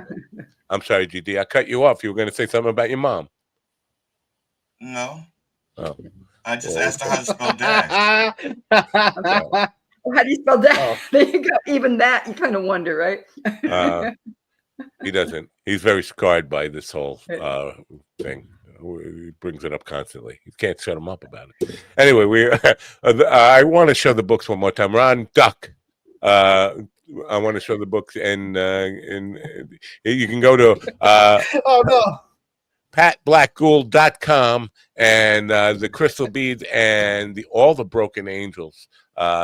And are available. And are you writing anything new, or you're? I actually might consider going even forward, and going into the later 1970s and continuing a bit with the women's movement. And oddly enough, I used to be a professional mime. And I know my son cringes every time I say that. And I want to talk a little bit about what silent theater and mime and everything was like, and incorporate that somehow into a book. I'm trying to sort it out and see where that goes. Now you did operate a children's theater, or you did theater for children, or theater. Yep. I guess So, do you have any of those children who now have Emmys or any of those awards that have grown up to be and pursue acting as a career? It was so long ago. Back then we didn't have Facebook or any connections. But I would do in New York City. I ran some inner city children's theater programs, and I did some of those up in Maine as well. And we had a little mime troupe, and we also had a theater group as well. But we did that, and actually one of them, the start of the book, talks about a young boy who actually left the group because he had he had to go to work instead, and the character just wants to bring him back in because he's super talented. And mom is saying, we have to take him out of school and everything, and he just got. I was going to ask about that. If you had kids that you still remember to this day that were really talented, but because of whatever stigma, either in their own family or whatever, they just dropped out, or they just that's exactly because of the stigma. That is exactly what happens in the first chapter of the book. She has a very talented young boy. He's 15 years old. And he's missing. And he came in and he would do a lot of fighting. He would fight with all the other kids. And so I taught the kids stage fighting because that was something I learned in mime school, believe it or not. And so he got into that. And then after that, he started he kind of liked the movement and the mime and the whole bit. And I also was teaching trying to do spoken theater as well. And he says, "Who's the Shakespeare guy? Can you tell me what that guy does? And isn't he like a rapper or something like that?" And it was really interesting. And then I went to find him because he left, and his mom opens the apartment door and says, "He ain't come back." Okay. He's got his girlfriend pregnant. He is got to go to work now. He's got to leave school. And I says, "But he has so much potential." She slammed the door on me and says, "No theater world, nothing. The heck with Shakespeare. I've got a life. I've got to, this kid's got to take care of things." And it devastated me because I wanted to see a way. Let's work something out. Maybe we can help. So some of that came very much into play with some of the kids that I dealt with. And that was very hard for them. But a theater opened the world of a lot of young kids who were sort of isolated, quirky, like me, kind of what was that old TV show, Glee or something, like the people that kind of didn't fit as the jocks and everything else. We all had this place to go to, where we felt like we could be united, and I got teased by everybody else. And there is a stigma on theater kids. So I'm trying to figure out a way of fitting some of that. Did I read in your bio somewhere that you direct murder mystery theater? I ran a murder mystery dinner theater company up in Maine. I ran it, produced it, and did the playwriting of it. Where in Maine? My wife is from Maine. Well, we were all over. I was in the Augusta area. Okay, my wife is from the Augusta area of Maine. Oh, really? Yeah. I worked at the VA there after theater, but we had a summer stock theater company in what used to be called Pleasant Mountain, sort of going out west. And then I was in Portland, and we would have a company of about 7 people max that we would ship to do dinner theater at various different restaurants. And it was tongue-in-cheek slapstick style in the days where you could still laugh at yourself. Yeah. As you were writing. When was this? What years? What I'm year? only asking. Yeah, because All right. So we would have been in the late 80s, early 90s, Lewiston, Gunkwood, various different locations that would have theaters. So we didn't have a home base. We would just have the troupe ship out to different places in Maine. I don't owe you an apology then, because my stepson was into theater and things of that nature at times, and if you had him in your group, I was going to apologize. But were you the reason he was? Yeah, you were. Okay, I don't even have to ask that. But I'm doing dinner theater now, and we don't have a director. And I thought that was a novel idea to have actually somebody telling you how you're supposed to be approaching this scene and stuff like that. I'm going to bring that up to the writer who cast me and all this stuff. But it really does help. It really does help to just guide the characters and everything. It's fun to do, and you got to be really quick on improv. I'm not, but my actors are. I could write, but you got to go up to an audience because they're also the waiters and waitress. Well, they're servers in today's world. They were the servers, and they would have to, as they're serving, give clues that were wrong to keep people off, or give some clues that were correct. So they had to improv very quickly with their audiences. Oh my God! The scenes. Yeah. So it was fun. That's not for me. Yeah. Don't make me be a waiter, Tony. If you're listening, do not make me be a waiter. We appreciate you being on the program. We hope you do well with the books. PatBlackGhoul.com, folks. Go there, buy the books. You got kids, you want to teach them about the Holocaust. You want to learn about the 60s and what a crazy time that was. Get All the Broken Angels. Pat, thank you for being here. I guess because we're a few minutes past 11 already, my prediction has come wrong. You're not going to call Mickey and say, "What the hell did you get me involved in?" So I'm going to say, I had a blast. All right. Well, thank you. Come back anytime. I appreciate it. Thank you all. Nice to meet everyone. Have a great day. Bye for now. All right, you too now.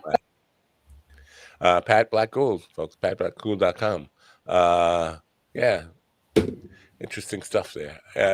Rhonda, do you get your question answered? Today is weird, as crazy as the 60s, or was the 60s as crazy as today? Yeah, I think so. Yeah, it was really interesting. Yeah. You know what, dude? It sounds like you guys lived through some Hunger Games shit. Yeah. I see. Now you're gonna have to translate that into Boomer. What does that mean? Hunger Games shit. So I know like the Hunger Games. Hello. Yeah. So I mean, like, so like the way the draft was going, like the way you had to sit there and watch the TV and just hope that your information wasn't drawn. Like that's crazy. Like that's just like the Hunger Games where they're sitting there like who's going to be chosen.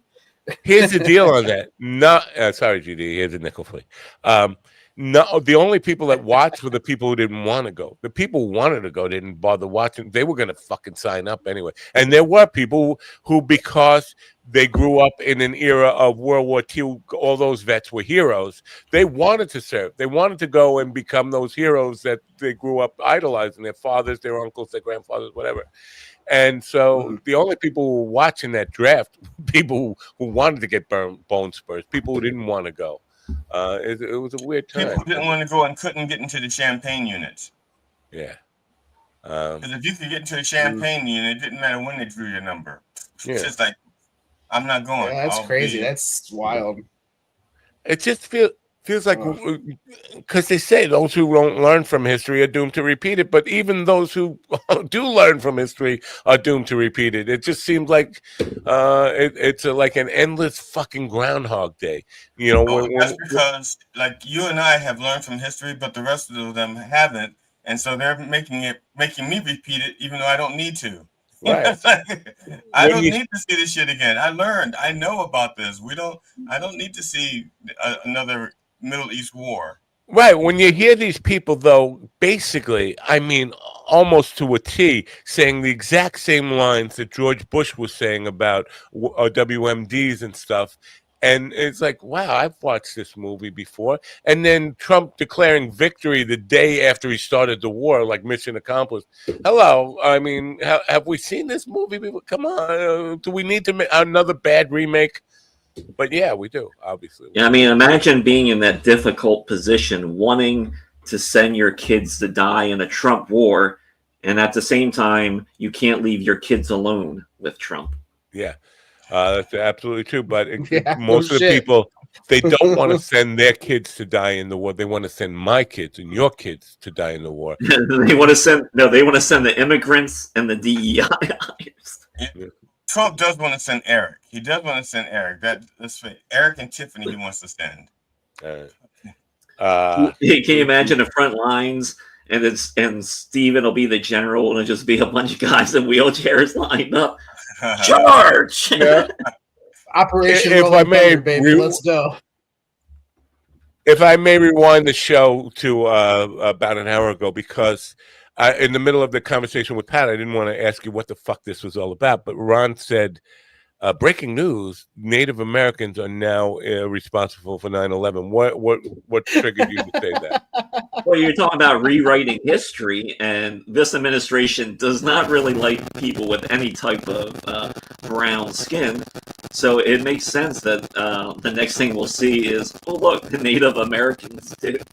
I thought maybe somebody was actually like Alex Jonesing a whole fucking thing already on that. That when you said that, I thought it turns out that the Potawatomi Indians have done 9/11. They were going to fly teepees. My bad. It was the Puspatucks, the Puspatuk Indians. But I do have a joke that I've been it's a topical joke. It's like, a lot of liberals were upset that Trump received that jet from Qatar. And like a lot of Republicans explained, this is good for the country and he's a showman. And how else do you set up the sequel to 9/11?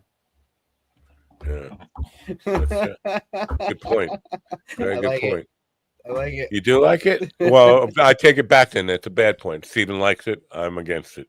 Whatever it is. Oh, my bad. Sorry. Steven's for. I'm against it. Can you help Steven? Well, I guess that this was for you Pat. hate yourself. Can you help Steven? That must have been for Pat, right? I'm sorry. I missed that comment. Mining prejudice against the blind. Wait. Miming is prejudice. Oh, I didn't. It's not like they could see it anyway. Yeah, I couldn't see it, and or I guess I'm blind Matt. This is the Blind Matt Project. You didn't know that. Yeah. I blame Baby Jessica for 24/7 news. Baby Jessica. Yeah, that's the one that fell down the well, right? When? What? Give me a estimated time year we're talking. Like 19 or was it 2000s? Baby Jessica. That was what 80s. I don't know. I mean, late 80s. my mind is No so clue, filled man. with Swiss cheese dementia from old age. I know the name Baby Jessica. The well sounds familiar. 24/7 coverage of it. Yeah, there's a lot of it. It was a whole thing. It was I in the must have been out getting high or 87. playing gigs or something. Yeah, see, 87, I was in a country band in West Virginia and in Roanoke, Virginia, and in Charleston, West Virginia. And, so, yeah, I wasn't paying attention to the news. That was a blissful time for me when I wasn't paying attention to the news. I was too busy defending being a Yankee in rebel territory constantly. Everybody wanted to fucking do a deliverance number on me. Oh, look, Ned Beatty's here. Like, wait a minute. I think you got me mixed up with Stephen Ortiz. I don't look like Ned Beatty. Well, like a pig. Oh, you laugh at that. Stephen, you ever get squeal like a pig? No. Why not? So, you know, like why not? I don't know. You're an anti-pigite? Sure. No, that's not true. I like bacon. All right. Do we have plans for the weekend? We know my plans. I'm gonna go fucking teach rich kids how to fucking paint a simple painting and end up killing 5 of them. I'm gonna go swimming today, and then tomorrow. You could swim? Don't know. And Wait! You could swim? All arms, or can you kick your leg? I mean, really? What is that? That's all arms. Mm-hmm. That's really weird to me that you could. I mean, I thought swimming using your legs was kind of mandatory to kind of swim. No. Depends on how buoyant you are. He's shaking his head. We all know black people can't swim anyway. What is he shaking his head? You're not part of this conversation. That's true, but this is for white people only. I'm not super. You see the sign coming in? White people only. I'm sorry. I'm not super buoyant either, but I know you. I swim. I've gone like like chilling down a river, in a tube, or I've gone swimming in the ocean. Like, it's whatever. Wow. Which you ocean? said it wrong. It's ocean. The Gulf of America. That's not an ocean. Ocean. It's Atlantic Ocean, Pacific Ocean. That's all we got here. I mean, you could probably go up to the Arctic Ocean if you're in Atlantic. I've seen the Atlantic Ocean and the Pacific Ocean, but I've never actually been in either one. I've been in the Gulf of Mexico. So, Bill says he's never learned from history. This is the history teacher, by the way, saying that I still drink tequila like it's water. Bill, but that's not your fault. Bill Rhodes tequila. If you drink tequila, you forget that you've done it. So there is no history to learn from. He's not a Falmouth teacher anymore. All of that history lessons, all the stuff he learned is gone now. He's deleted it all. Now, Bill lives in a place where tequila is real tequila. You say, what? You can't get real tequila in New York? Yes, you can get it, but it's not like they know tequila. I mean, New York, we're not tequila. I'll displace your water, John. How's Stephen not pointing that fat bastard to place with? Last night I drank 2 Long Island iced teas. And big shoots. Whoa. Yeah, well, my shoulder has been like hurting me because the way I was sleeping on it, and then they asked me if I could step in to play. So I took some edibles. And then when I got there, I loaded up on 2 teas, and let me tell you, there you go. Holy fuck! A couple of edibles and a couple of Long Island. Wow, that would put me out of commission for a week. No, it was. I could actually stay full. And what's great because I don't drink a lot anymore, really. So now when I can drink a drink or two, it's like I'm feeling good. Yeah. Then I pissed this other guy off last night because he's on the other team and he sets up his phone to stream. Like, who the fuck is even watching? Yeah. But anyway, he set it up, and I kept fucking with his live feed. Yeah, well, you say a couple of drinks, a couple of Long Island iced teas is like a couple of dozen drinks for me. I mean, that's they just put too much alcohol in there. Yeah, I should have done that. See, I did something similar the last week when I went to karaoke. I ended up What you I dick ended up out on eating some someone's edibles, camera? and then Oh. no, I took some edibles, and then I went to the bar, and I had 2 pitchers of beer, and then somebody was trying to live stream while they were doing karaoke, so I just kept wheeling back and forth real slow in front of the camera, just going. Oh my, have you looking into the camera? I'm sure this has happened to you guys. You've been at a comedy show, like an open mic, not even a comedy show, but an open mic, and someone will sit at like the bar or something, and they'll start streaming it, or they'll have somebody on FaceTime listening, and it is fucking horrible. I hate when people do that with bands. First of all, when they're live streaming my performance from wherever and on a phone, and you have no control over the audio that's getting captured, standing right in front of the PA speaker, so it's all distorted and shit. And then you're putting out this bad representation of what my show is about, and I have no fucking control over it. It's the most frustrating thing in the world. And who's worse in that situation? The person actually doing it, or the person actually sitting through it? Yeah. No, somebody watching that at home, they got to be fucking really like desperate for entertainment. Yeah, because you're absolutely right, man. I mean, with a band, that would be even worse because you can't control the audio. So just like, oh, sounds great, and then the comments they sound great. They sound great. They sound like a fucking broken muffler. That's what they sound like. Anyway, I don't know. I don't like the live stream, but there's no way you can politely stop those. Like I've been at a show where one guy asked people not to take photographs, and I got a SAG card, and that just comes off as pretentious and snobby and all that. So you can't ask people not to videotape or live stream stuff. They do it anyway. Comedy Club. I do ask them to stop live streaming, and especially if I'm up there, I will address it and I will say awful things, or I'll say a joke of like, "Can you imagine like being at the bar live streaming this? I mean, what type of person are you?" Yeah. Yeah, Summit City has a rule. they announce it. Put your phones away. No photography or videoing anyone unless they've asked you to do so. To cut down on that, because at one point there was like you'd go in there and you'd have like 8 or 9 people with their phones going at the same time, videoing and live streaming and FaceTiming. And like you said, it's distracting as shit when you're hearing people, oh, what did he say?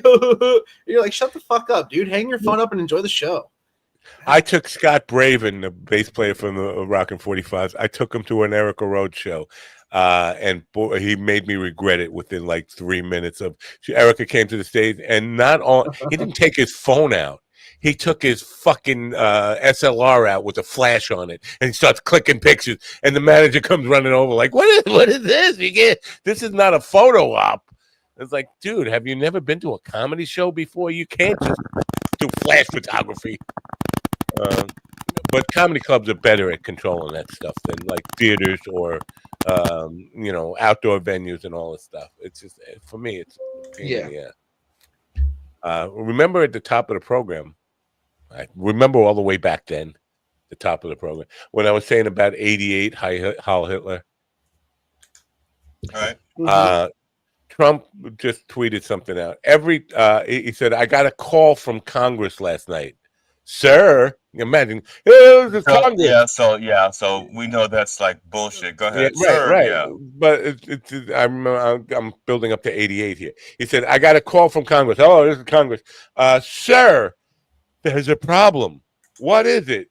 Money. It's pouring in. We don't know how to account for it. I said, check the tariffs. $88 billion came from tariffs. He's stuck on this 88. I'm telling you, this is a dog whistle for the neo-Nazis. People don't. Everything that comes out of his mouth lately is 88. He's fixated on 88 because the neo-Nazis. To them, that's a rise up. He won't talk about the 88 keys on the piano though, because that would be DEI because of all. I don't think he knows that. Like music, what's music? Well, I looked it up, and it says the number 88 associated with white nationalists means if you want to join, you have to take 88 white men.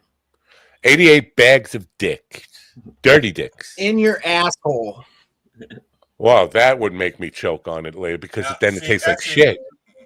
Matt, yeah, Ron, that's actually a misinterpretation. It's what it is. It's they have to take 88 inches of dick, and it just so happens that's how many Nazis it takes to make my apologies. My apologies. Yeah, you need to. Yeah, I'm sorry. 88 inches. Yeah, it just what happens. I don't know if you noticed about GDB, but he had a previous career measuring Nazi dicks, and it all turned out to be 1 inch. Exactly. Wouldn't it be great too? Oh, come on, Matt. You know the Germans kept excellent records. All you gotta do is check their records. And wouldn't it be great to see them taking the 88 like right next to a doorway, so someone's marking with a pencil on the wall? Yeah. Ooh, looks like 12 inches this time. Right here. Put your dick right here. Bill just realized he's 5 minutes behind. Now you know how Steven feels. Now that's just called a stroke. Yeah. All right.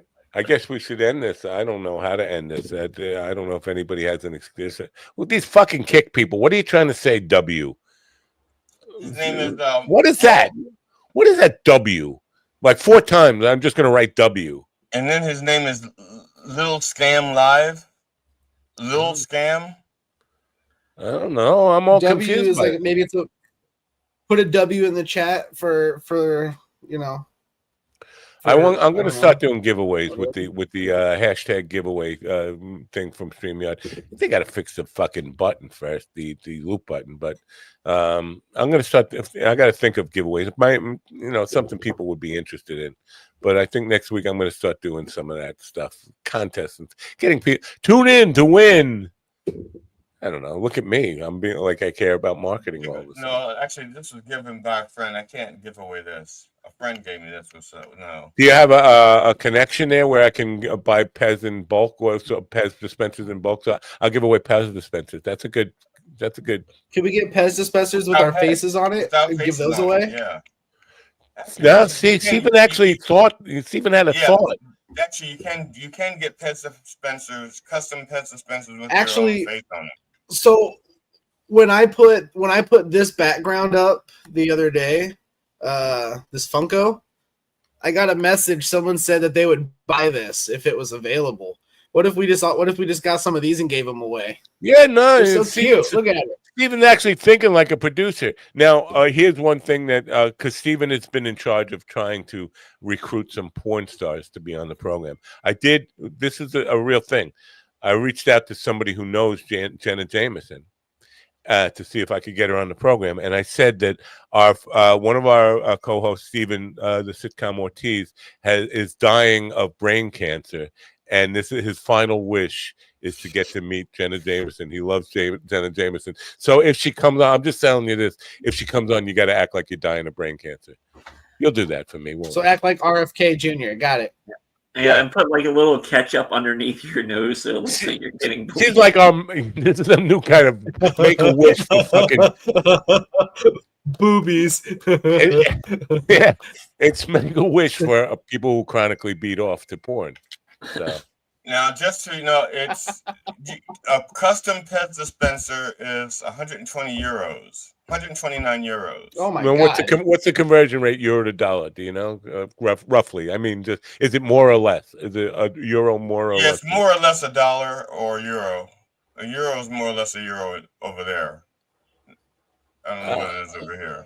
All right. So Steven, you didn't answer the question. But a euro is more or less a euro he never. Over there. The D stands for obnoxious asshole. I'm sorry. G stands for G, and then the D stands for obnoxious asshole. 1 euro is $1.15. Okay, so yeah, it's more than that. So when you hear euros, it's more expensive than you actually hear. But Steven, porn stars, could you please use my technique in telling them that you're dying of cancer, and your final is to meet them on the I'll try that because $140. We'll try that instead. Tell them, either that or give me 1,000 euros, because I don't know what a euro is. What is this? So a Pez dispenser, at least one Pez dispenser, would be $148.66. That's way per each one. Well, I'm sure if you just had one, but if you had like 2 or 3, the price would come down because they wouldn't have to make the mold twice. Okay, I'll take What your was word the cost for a? What's the cost for a Funko Pop? I don't even know how to spell that. Yeah, I don't even know what the fuck. Where do you even look for them? But seriously, if you guys have any leads on these merchandising things, send them to me. I will pursue these things. The Pez dispenser thing, I think would be fun if I. But I'm not $150 each one or whatever the fuck you just said. No, I've been reluctant. My wife offered to get me a GD bobblehead, a custom GD bobblehead. I could have sworn you already had one. Jackie has one. Jackie has a custom Jackie. Yeah, and she's been and we've she said like years ago when they first became available, we could first do it because of the 3D printers and shit. And I said sure, and then she's okay. Well, we go ahead and order it. And then my wife says to go ahead and order it, and I saw the price. And I was like, I don't feel like I'm worth having my head. It's worth spending that much money for my head on a bobble. But I still want one. I'm shocked. I'm shocked that you don't feel worthy. I'll call Pat Gould and see if she can talk me through it with my clinical psychologist. It looks like that Bill found a cheaper one. $75 cost for one. See, that's all right. So it's a nice gift, though. It's a nice giveaway. I don't know who they'd want. The Funkos are going to be between $100 and $600 depending on. Damn it, that's too much how for details you put. So I'm just looking for cheap giveaway shit. I wasn't. Maybe I'll just order 10,000 at once. Yeah, I'll go get it like a regular. Yeah, then they'll be 50 cents a piece. It'll be cheap. It'll be cheaper to order like a mug with our faces on it, or it'd be much cheaper just to get a goofy Pez dispenser and just get that away. I for $1.99. Or air fresheners with our faces on it. And they all smell like ass. Right. So, Steven, I'm going to hold you accountable. So far, your quest for booking porn stars. Porn stars and Pez dispensers. Much like the 90 trade deals in 90 days, we're on day 78, and there have been 0 trade deals. The 90 porn stars in 90 days that Steven is committed to, big old goose eggs on that. Look, man, I've reached out. Why'd you hold up 3 fingers? They're really hard to get a hold of, man. 3. Yeah. It's almost like porn stars get harassed a lot, and they make it hard to get in touch with. It's weird. So you give up too easy. What did I tell you about quitters never winning? I have not given up. I've not given up. It's just they're just not. You haven't followed up yet, either. So have you followed up? Have you followed up? You haven't followed. You haven't given up. You haven't followed up. No, your follow up is everything. Life is all about follow up. Follow through. Let you go. I've been following up. All right. Follow up on this. Tell people what to do over the weekend. You can win. You know what you can give away that won't cost much? Give away a free copy of my script for my pilot. Why would you do that? If you really believe that you're ever going to get it produced, you wouldn't want them having the script in advance. No, don't do that. Don't leak it. Oh, no. Hey, do you guys think we should try? You think we should try and come back to governors? Like in September or yes, no, without a doubt, we should try to be doing something at Governors. I'm thinking McGuire's instead of Governors because I think if we plan out. Sorry, go ahead. Well, McGuire's is the East End, and I can probably bring some. Not East End; it's further for you. It's a half hour, 45 minutes further for you. But I think I can actually get people to go to McGuire's.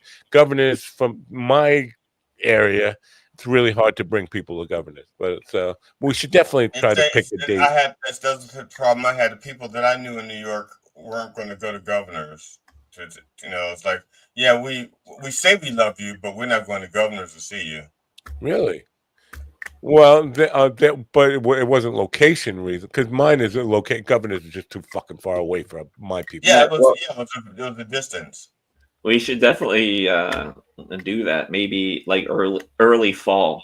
Yeah, I'd be down. I have one weekend in September that's already booked, but I'm down for sure. That'd be far enough out. I can make. Yeah, I think the biggest our biggest watch out would be is let's kind of like coincide it with because the NFL will be back at that point. So we just got to make sure there's like no big like New York games happening that weekend. Yeah. And I am driving to Ohio to be in a movie late September. So, and I have a wedding to do in my yard in mid-September. Even October might work too. I mean, yeah. All right. I was going to tentatively shoot my 6 90-minute show in September, but I will do it in. It would be good to get Blind Mike in the front row of that. Sit him right in the front and stop you. He would stop you every like 30 seconds in the middle of a joke. Wait a minute. Can you explain what you mean by George W. Bush? Hello? Hello? All right, Stephen. This is your big moment. Are you ready? Mannequin pussy! Yes.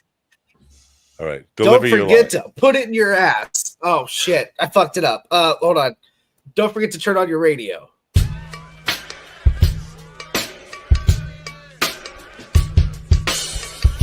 Finish inside me. Are you? A lot of that comes. Are you high right now? If I keep squeezing it, it's going to explode. Turn on the radio.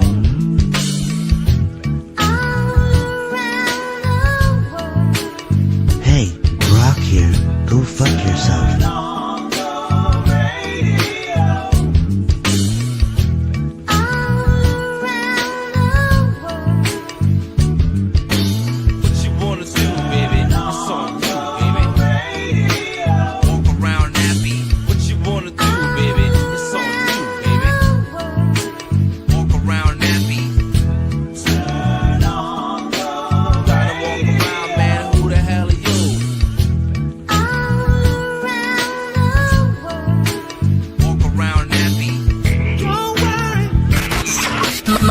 My dog is your mind's best friend.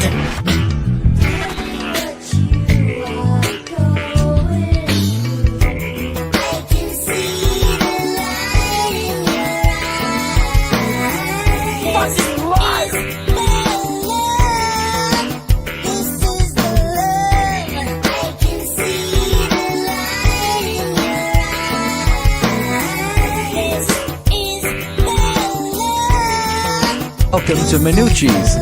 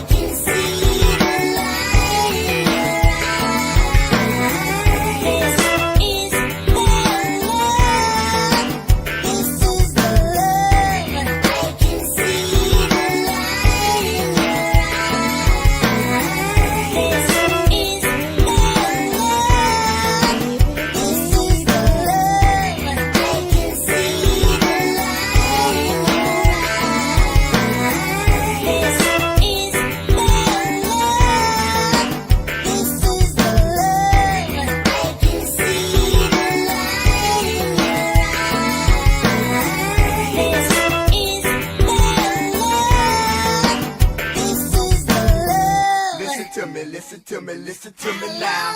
Listen to me, listen to me, listen to me now. Listen to me, listen to me, listen to me now. Listen to me, listen